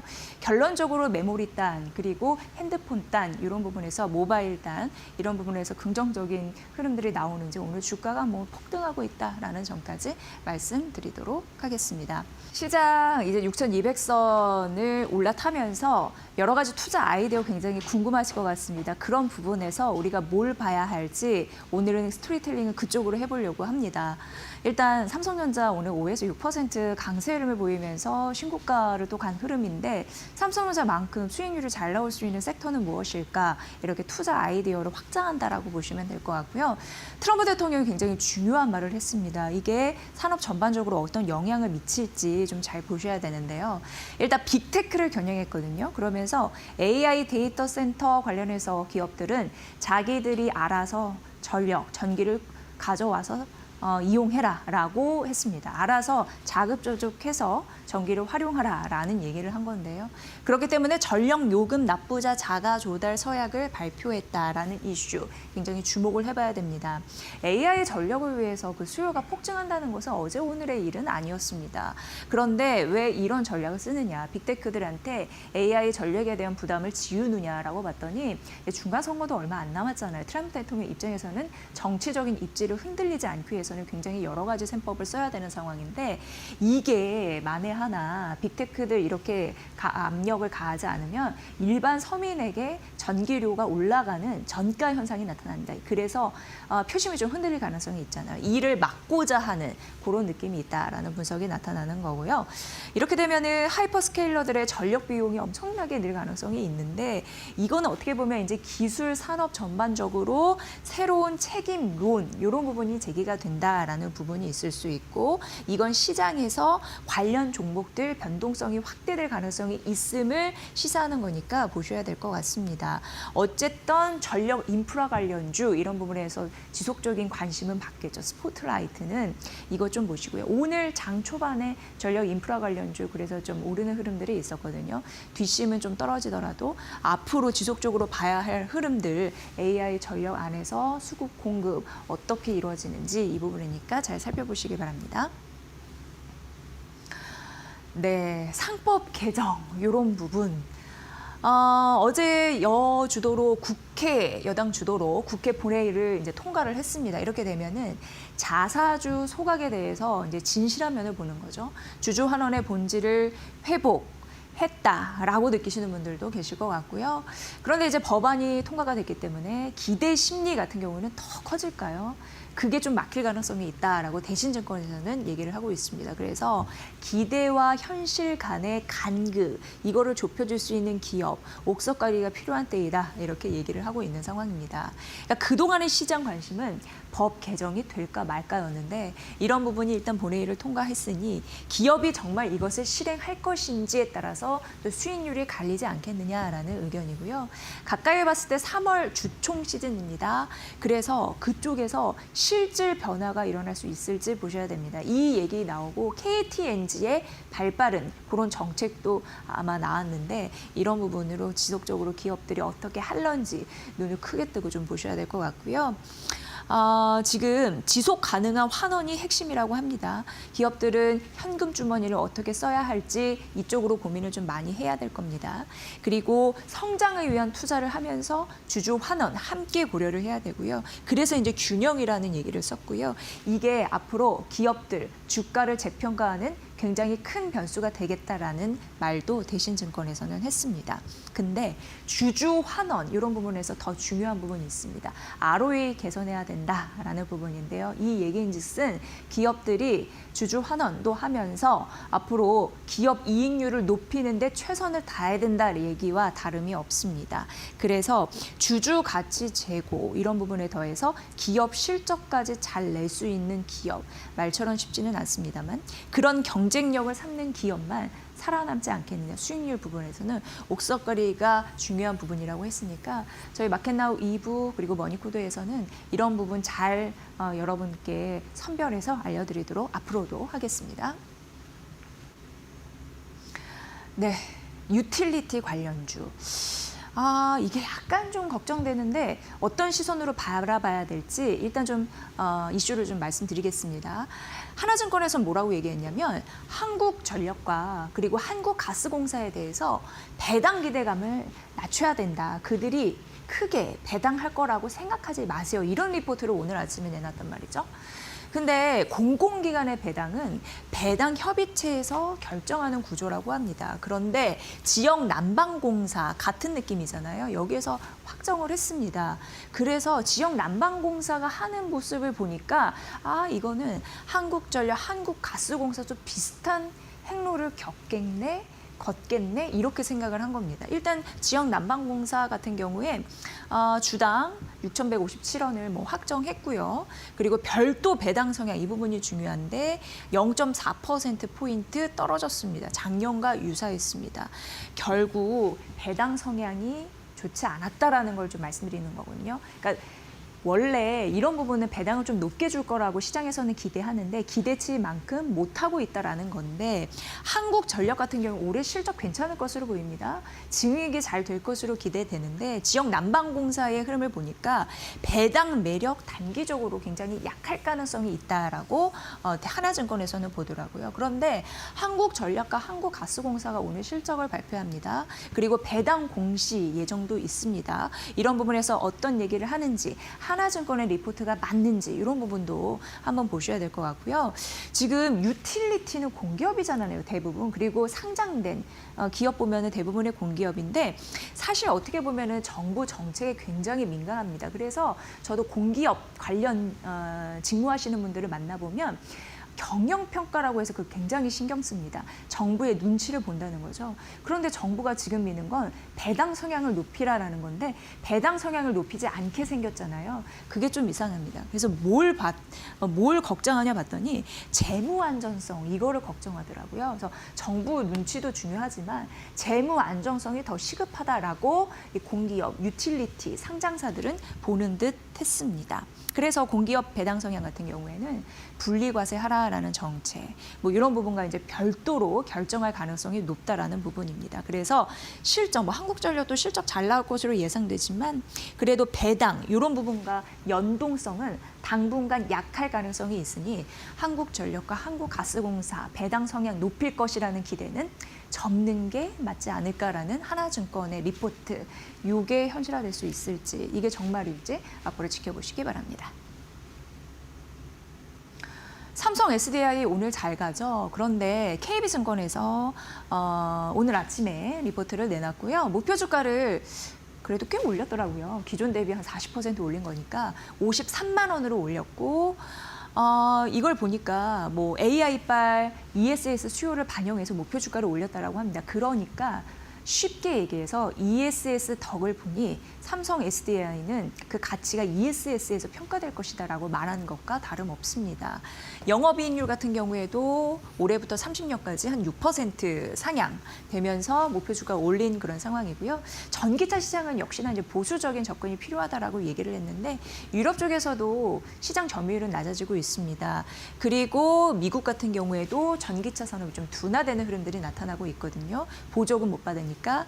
그런데 그럼에도 불구하고 실적 반등의 핵심은 ESS다라고 얘기를 하고 있고요.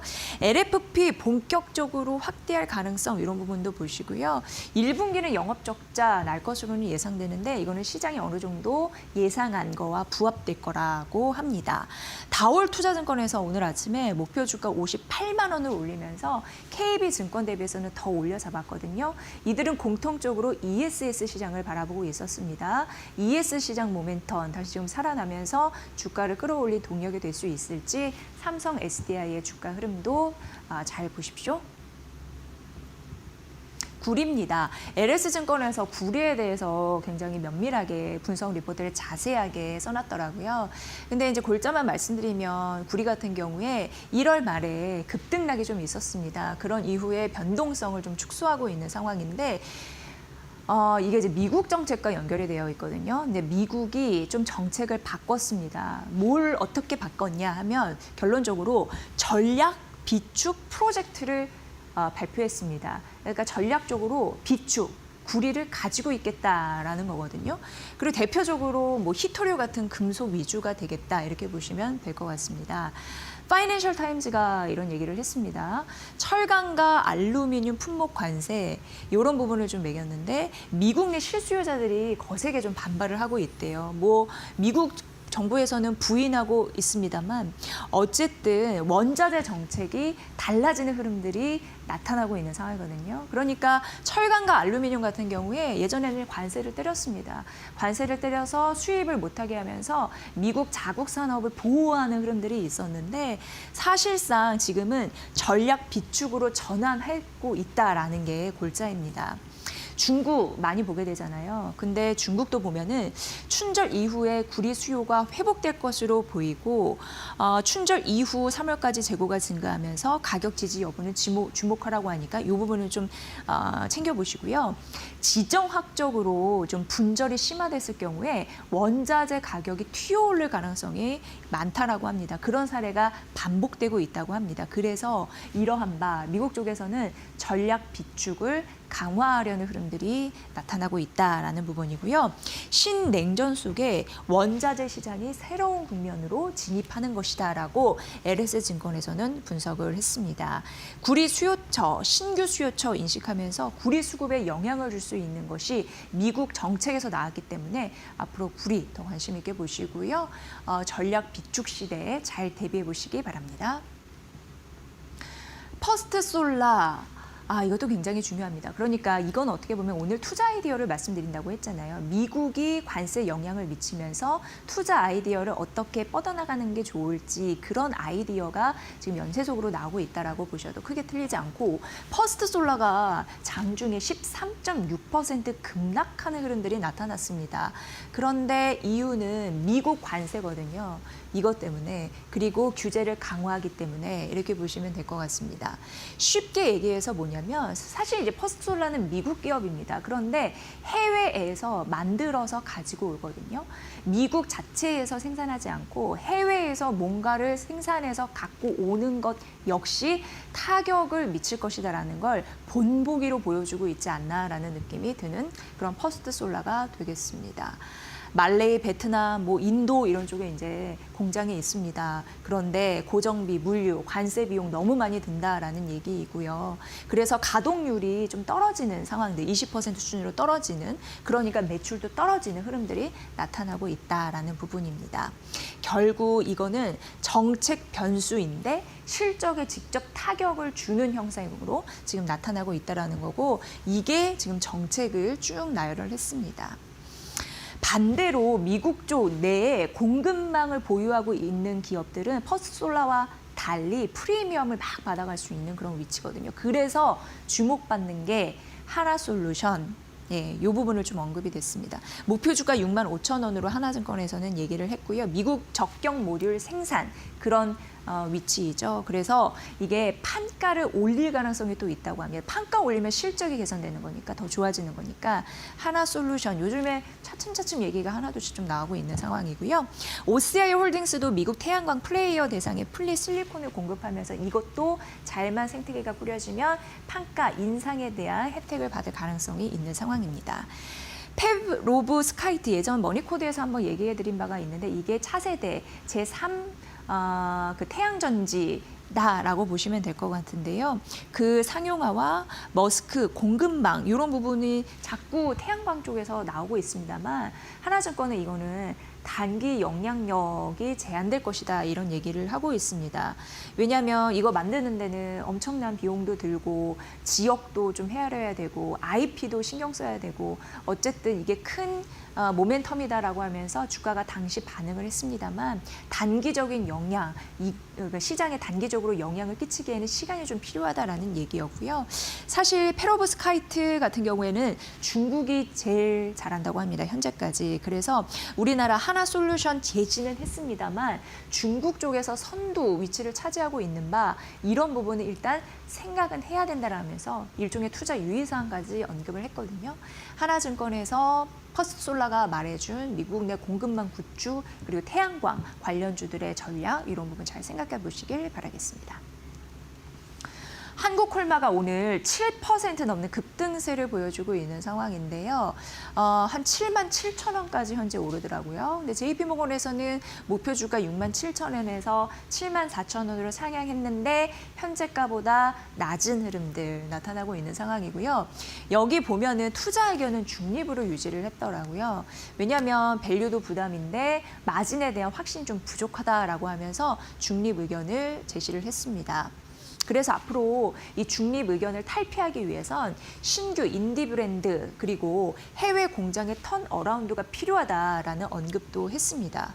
근데 기업 자체적으로는 어떤 데에 자신감을 피력하냐면 올해 1분기 국내 매출 성장 자신이 있다라고 얘기하거든요. 20% 성장률을 기록할 것이다라고 얘기를 합니다. 여기에서는 이런 얘기도 합니다. 그동안 선케어 이런 부분 좀 안 좋았잖아요. 여기에서 수주가 다시 회복될 수 있을지 중요한 관건이라고 얘기를 하고 있고요. 미국 공장 턴어라운드 이런 부분은 올해 하반기 이후에 가능한데 문제는 중국, 캐나다 공장 1분기 부진 예상을 좀 나타났다고 합니다. 이런 부분 보시고요. 다만 한국콜마에 대해서 오늘 아침에 현대차증권은 목표 주가를 10만 원으로 올려잡았습니다. 현재가가 7만 7천 원이라고 말씀드렸고요. 왜냐하면 국내 법인이 매우 좋다라고 얘기를 했거든요. 기업에서 국내 매출 자신 있어 하는 것처럼 미국 법인에 대한 기다림은 좀 필요하다라는 얘기를 했고요. LS증권은 오히려 목표 주가를 또 낮췄습니다. 그러니까 국내 증권사의 시각도 지금 엇갈리는 상황인데요. LS증권은 9만 8천 원으로 내려잡았는데 국내 위주의 성장 요거를 좀 안타깝게 생각하더라고요. 그러니까 국내 위주만 좀 잘 되지 않냐. 해외는 좀 시간이 필요한데 이런 얘기를 했습니다. 한국 콜마 좀 엇갈리는 해외, 국내 시장의 반응들 잘 참고해 보시고요. 오늘은 좀 오르고 있다라는 점 말씀드립니다.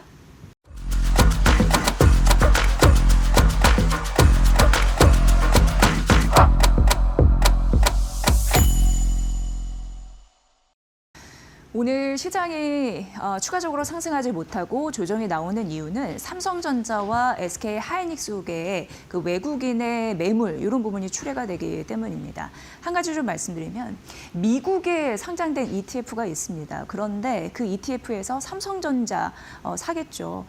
그런데 미국 ETF 같은 경우에는 미국에 상장된 ETF 같은 경우에는 이제 종목에 투자를 할 때 법인세 면제를 받으려고 하면은 한 종목당 25%를 넘으면 안 됩니다. 그런데 최근에 뭐 어제 삼성전자가 9% 넘게 급등하기도 했으니까 그런 비중을 넘게 된 거죠. 그러니까 MSCI 리밸런싱 일 같은 경우에는 매물 출회가 될 가능성이 있습니다. 그렇기 때문에 오늘 시장 반등은 뭐 그동안 많이 오른 부분도 있고요. 쉽지 않아 보이는 이유가 그쪽에도 있으니까 좀 참고를 해보시고요.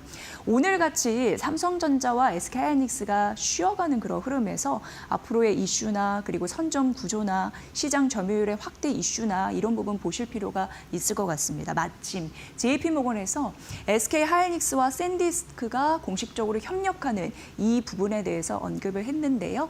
HBF 시대 이런 부분을 준비하고 있는 모습들이 여실히 나타나고 있습니다. 머니코드에서 2월 4일에 이 부분을 방송을 해드린 부분이 있습니다. 우리나라의 HBF의 아버지가 한 세미나를 열었는데 HBF의 뭐 개념부터 앞으로 사용처 확대 그리고 가능성, 성장 여력 이런 부분을 시간을 들여서 좀 말씀드렸는데 일단 HBF 잠시 간단하게 언급을 해드리겠습니다. 지금은 HBM의 시대이잖아요. 고대역폭 메모리라고 하고 HBF는 고대역폭 메모리라고 하는데 앞에 플래시가 하나 들어갑니다. 그러니까 HBM을 그냥 사람의 두뇌라고 보시면 되고 HBF는 그러니까 저장 장치, 창고, 굉장히 큰 창고 이렇게 보시면 될 것 같습니다. 그래서 HBM은 D램, 수직 적층한 이렇게 구조로 이게 굉장히 중요한 게 속도를 결정합니다. 빠르게 해야 되는 부분, GPU 탑재에 필수적이다라고 보시면 되고요. 결국 GPU, 속도 이런 부분을 결정한다고 보시면 되죠. HBF, 지금 SK하이닉스와 샌디스크가 공동 협력하는 게 바로 이 부분인데요. 앞에 HBM은 D램을 수직으로 적층했지만 HBF는 낸드 플래시, 비휘발성 메모리이죠. 이걸 수직으로, 그러니까 이렇게 쌓는 그런 흐름이다라고 보시면 되고 창고라고 했잖아요. 저장 용량 어마어마하게 들어간다 이렇게 보시면 될 것 같고요. 이게 HBM 대비 최대 10배로 확장 가능성이 있다고 하니까 저장 용도로서는 획기적인 부분이다라고 보시면 될 것 같고 저장 용량 큰데 전력 효율성도 차별화되는 부분으로 굉장히 AI 데이터 센터 이 시대에 각광을 받을 가능성이 굉장히 농후한 거고요. 2030년부터 수요가 본격화될 전망이다라고 나와 있습니다. 그러니까 결과적으로 낸드 쪽 느낌 확 오시죠. 그런 부분에서 차세대에 굉장히 중요한 시장이다라고 보시면 됩니다.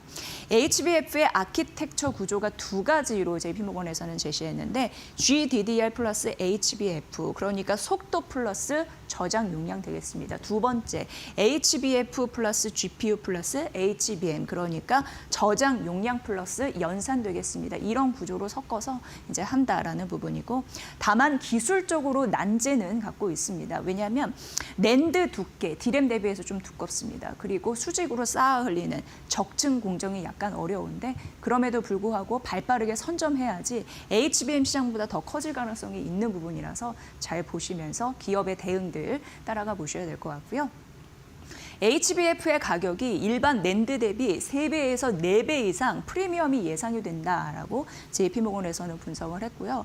AI 생태계 다음은 D램 다음에 낸드이다 이러면서 최근 낸드에 대한 시각이 엄청 많이 또 달라졌잖아요. 예전에는 아픈 손가락이었는데 완전히 바뀌었습니다. 그런 흐름으로 얘기됐고 삼성전자도 언급을 했습니다. 지금 글로벌 시총 12위인데 TSMC 아시아내 다음 2위 차지하고 있습니다. 그래서 결국 JP모건에서는 이러한 일련의 흐름들을 봤을 때 메모리 같은 경우에 업사이클, 굉장히 높고도 긴 사이클이 유지될 거라고 하면서 긍정적인 전망 시각을 유지했습니다. 중요한 포인트니까 보시고요. 두산 DS투자증권에서 오늘 목표 주가를 200만 원으로 올려잡았습니다. 거의 최상단입니다. 국내 증권사 목표 주가. 목표 주가 180만 원에서 200만 원으로 올려잡으면서 할인율 축소 50%로 했다라고 얘기를 했습니다. 두산은 사실 이제 모범 사례입니다라고 말씀을 드렸는데 여기서 어떤 얘기를 했냐면 상법 그런 부분이 이제 통과됐잖아요. 그러면서 자사주 12.2%를 전략 소각 결정하겠다라고 하면서 바로 이런 공시를 내놨습니다. 근데 12.2% 전량이라고 했는데 원래는 15.2%거든요. 그런데 거기에서 임직원료, 목적 자금을 뺀 겁니다. 그런 부분을 좀 뺀 겁니다. 그러면 12.2%인데 전량 소각하겠다라고 본 거고요. 이게 규모가 꽤 큽니다. 한 2조 3천억 원 정도 규모인데 이게 어떻게 보면은 대형 M&A 한 건 이상을 할 수 있는 굉장히 큰 규모이잖아요. 그럼에도 불구하고 자사주를 전량 소각하겠다라고 하면서 모범 사례로 이제 등극을 했습니다. 그런데 여타 다른 지주사 대비해서 두산이 그동안 사실 상법 개정 추진 이전에도 그렇고 굉장히 정상적인 어떻게 보면은 그동안은 비정상적이었죠. 그런 흐름들을 보였다라고 합니다. 그러니까 다른 지주회사 같은 경우에는 승계 이슈 때문에 이런 부분을 좀 망설였지만 그렇지 않았다라는 거죠. 그래서 상법 개정 이슈 이전부터 두산은 약간 모범 사례를 거쳤다라고 DS투자증권에서는 얘기를 했습니다. 앞으로 자본 효율성 개선 의지, 대표적으로 돈을 기업들이 얼마나 버느냐, ROE 개선에 대한 의지를 잘 보셔야 될 것 같습니다. 그걸 보시면 주주 환원에 대한 의지를 확인할 수 있겠죠. 그러니까 돈이 기업을 벌어야 현금 주머니가 두둑해야 이거를 주주에게 환원을 할 수 있습니다. 그러니까 기업 입장에서는 반드시 ROE를 개선시켜야 되는 의무가 있는 거죠. 근데 두산 입장에서는 SK 실트론 잔여 지분을 인수해야 되는 그런 부분이 있습니다. SK 실트론 잔여 지분을 인수할 때 또 외부 차입금이 더 늘어날 가능성이 있거든요. 그런 부담에도 불구하고 자사주는 전량 소각한다라고 나오고 있는 상황이고요. 이렇게 하다 보니까 동종업계, 경쟁력이 비슷한 동종업계에 대비해서 확실히 차별화 전략이 생겼다라고 DS 투자증권에서는 본 겁니다. 그래서 목표 주가를 200만 원으로 상향했고 정부 정책에 따라서 잘 가고 있고 어쨌든 ROE 개선에 대한 의지도 있고 그럼 앞으로 주주 완화 정책 더 커질 가능성이 있고 이런 연쇄 반응을 생각한 거죠. 그리고 오늘 아침에 동시에 메리츠증권에서도 두산을 리포트 내놨거든요. 160만 원 올려 잡았습니다. 160만 원, 200만 원 좀 다소 차이는 있습니다만 가장 공격적으로 제시한 DS 투자증권의 의미 밝혀드렸으니까 참고해 보십시오. 한국전력입니다. 오늘 좀 많이 빠지더라고요. 한 6에서 7% 정도 하락세를 보이고 있는데 DS 투자증권에서는 여전히 탑픽이라고 얘기했는데 국내 증권사에서도 시각이 좀 엇갈립니다. 어제였습니다. 지역 난방공사에서 배당 성향을 예상보다 낮추는 부분을 얘기를 하면서 한국전력 그리고 한국가스공사 등도 역시나 배당 성향 앞으로 낮아지지 않을까에 대한 의문이 있다라고 머니코드에서 말씀드린 바가 있는데요. 지속적으로 한국전력에서는 국내 증권사에서 이 부분을 좀 분석을 했습니다. 오늘도 역시 DS 투자증권에서 얘기가 나와서 좀 말씀을 드리도록 하겠습니다. 목표 주가는 92,000원으로 올려 잡았거든요. 거의 50% 기존 대비해서 상향한 겁니다. 그러면서 매수를 유지했습니다. 한국전력을 긍정적으로 바라본 이유가 있는데요. 바로 2분기부터 원전 가동률이 올라갈 것으로 전망을 했습니다. 그러면서 실적 전망 또한 상향한 흐름들이 있는데 물론 전기요금이 동결될 가능성을 가정했을 때 구조적으로 S&P 약세 반영 이거는 뭐냐면 이러니까 한국전력이 이제 전기를 사오는 거라고 보시면 되는데 굉장히 값싸게 전기를 사오는 겁니다. 그러니까 한국전력 입장에서는 원가 부담이 확실히 줄어드는 거거든요. 그러니까 전기요금 동결 가능성 그것을 감안하더라도 원가 부담에 대한 부분이 좀 약해지다 보니까 실적은 전반적으로 좀 나빠지지는 않는 것 그런 구조를 좀 생각하시면 될 것 같습니다. 연평균 투자비 20조 원 들어갈 거거든요. 그걸 고려하더라도 잉여 현금 흐름 같은 경우에는 흑자 기조를 유지할 것이다라는 가능성 언급됐으니까 이 부분 좀 보시고요. 다만 신한투자증권에서는 6만 원으로 목표 주가를 낮췄습니다. 이유는 배당이 아쉽다라고 봤습니다.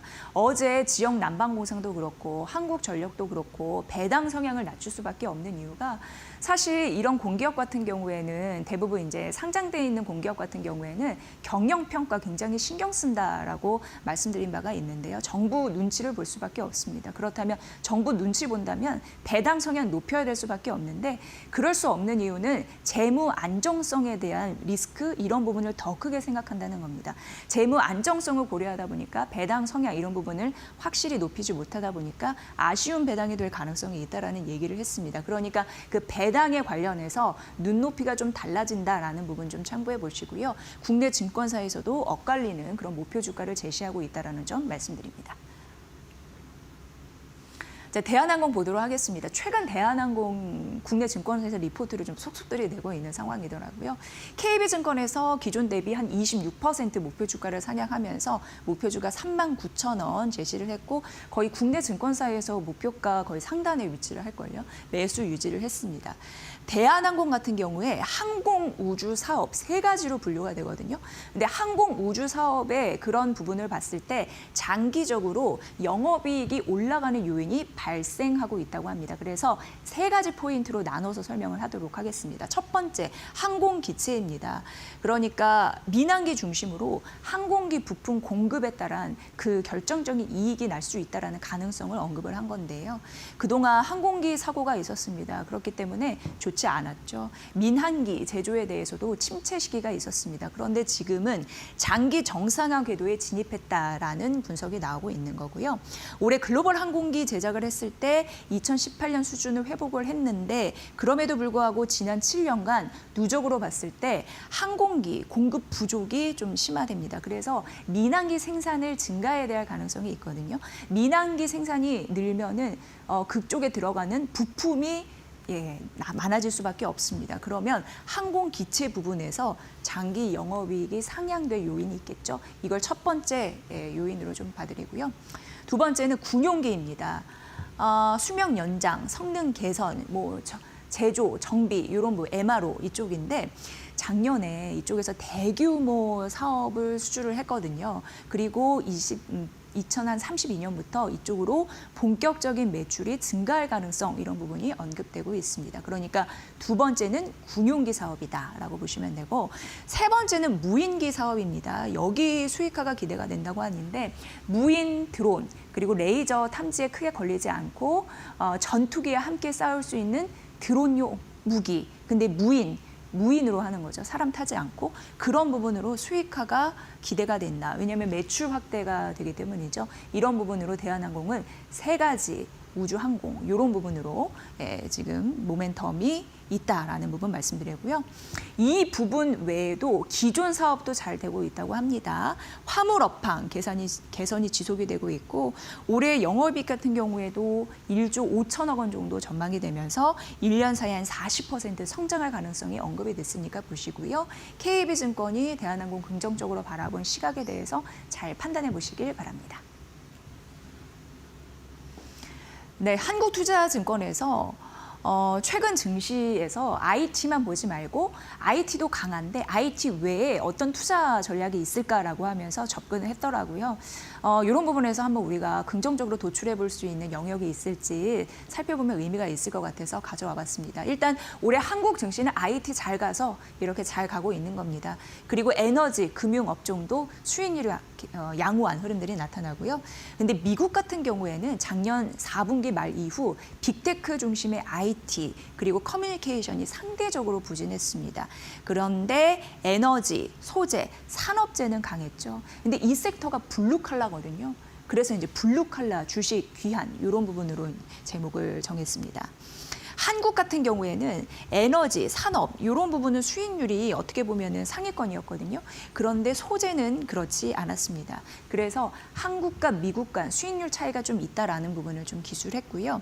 하지만 소재 업종을 잘 봐야 하는 이유는 글로벌 지표, 경제 지표와 상관관계 개수가 굉장히 높습니다. 상관성이 높다라는 겁니다. 그래서 소재 이런 부분도 잘 봐야 된다라는 부분이고요. 뒷페이지 보면은 한국투자증권에서는 소재 업종 관련해서 저평가 소재 섹터 관심을 가져야 된다라고 얘기를 했습니다. 왜냐하면 올해 이익 성장이 기대가 되고 주가, 밸류도 저평가돼 있다라고 언급을 했습니다. 그래서 긍정적이고 저평가 소재 섹터를 쭉 분석을 해놨습니다. 리포트 보면 저는 핵심 기업만 적어놨습니다. 포스코홀딩스, 금호석유화학, 코롱인더, KG스틸, 세아홀딩스, 대한유화, 롯데정밀화학 이런 부분 있으니까 참고해 보시고요. 이런 저평가 소재 섹터 순환매 업종 전략에서 살펴볼 바 있는데 한국투자증권은 이 부분도 있지 않았습니다. 하지만 우리 증시 강하게 튀어오른데 그리고 앞으로 추가적으로 상승하는 여력, IT에 있다. 여전히 핵심 축이다라는 것을 놓치지 않았으니까 이 부분 중요합니다. 네, 대신증권 이제 오늘 금요일이잖아요. 전반적으로 코스피 6천 돌파하면서 오늘 조정받아도 그래도 6천 위에서 있습니다. 지금 한 6,168선 보여주고 있는데 전열을 재정비해야 될 때라고 하면서 최근 이제 6천까지 이제 올라온 이후에 일부 조정이 될 수 있음을 좀 밝혔습니다. 오늘 같은 조정장에서 좀 필요한 리포트겠죠. 일단 코스피 5천 돌파한 이후에 한 달 만에 6천을 돌파를 하면서 반도체 실적 긍정적인 흐름들이 나타나면서 상법 개정에 대한 긍정적인 훈풍이 들어왔고 기업 가치 제고 정책에 대한 기대감이 또 한 축으로 받쳐주고 있는 상황에서 증시 변수가 있습니다. 왜냐하면 일단 상법 통과 이런 부분 때문에 상법 개정 통과 때문에 정책 기대감은 일정 부분 이제 오를 거, 그러니까 증시에 반영이 거의 됐다라는 부분이 나타나고요. 이제 실적도 거의 공백 기간에 진입을 합니다. 3월 말에 주총이 있고요. 일부기 프리 어닝 시즌 이제 대비를 해야 되는 시간이 있다 보니까 이제 이런 부분도 진화 흐름들 나타나죠. 핵심 이벤트 보셔야 됩니다. 일단 3월 1일입니다. 한국 2월 수출일 발표 있는데 반도체 수출이 또 한 번 최고치를 역대 최고치를 쓰는지 이걸 좀 보시고요. 중국 양회 개막이 있습니다. 3월 4일. 근데 이쪽은 경기 민감주의 방향성을 가늠할 굉장히 중요한 변수다라는 부분 말씀드리고요. 여기에서 대규모 재정 부양에 대한 그런 정책이 나올 수 있을지 주목하시면서 관련 수혜주가 다시 한번 부각될 수 있을지 중요하다고 합니다. 그리고 3월 6일 그다음 미국 고용 보고서 발표가 되거든요. 근데 여기에서 경기 심리가 유입될 가능성이 있다고 합니다. 이 부분 보시고요. 이 부분이 차익 실현에 또 조정의 빌미가 되지 않을까 이런 부분 보셔야 될 것 같습니다. 미국과 이란 핵 협상, 미국이 좀 강경한 태도로 나갈 가능성이 있기 때문에 주시해야 되는 이슈이고요. 그때 머니코드에서도 관세 이슈보다는 이란, 이런 협상에 대한 난항, 여기에 파생된 우리 시장의 경계 매물 이 부분을 더 리스키하다라고 봤죠. 그리고 케빈 허시 차기 연준 의장의 청문회 일정 이런 부분이 있으니까 이 부분 잘 보셔야 될 것 같습니다. 코스피는 반도체 이익 전망치는 지속적으로 상향 조정되고 있습니다. 그래서 맥쿼리에서도 외국계 증권사에서도 삼성전자의 목표 주가를 34만 원으로 올려 잡았겠죠. 그래서 뭐 시장은 지금 약간 조정을 받더라도 추세 반전에는 거의 뭐 영향이 없다 이렇게 얘기를 했습니다. 그래서 결과적으로 대신증권에서는 이익 모멘텀이 견고한 섹터로 비중 확대하라라고 얘기를 했고 대표적으로 반도체 당연히 있고요. 디스플레이, 에너지, 유틸리티, IT, 하드웨어도 중심이다라고 얘기를 했습니다. 상법 개선 이후에 실적으로 연결된 섹터 굉장히 또 중요하죠. 통신 소매, 유통, 가치주도 순환매 업종 그런 부분에서 업종 전략에 있다고 하니까 이 부분도 참고해 보시면 될 것 같습니다.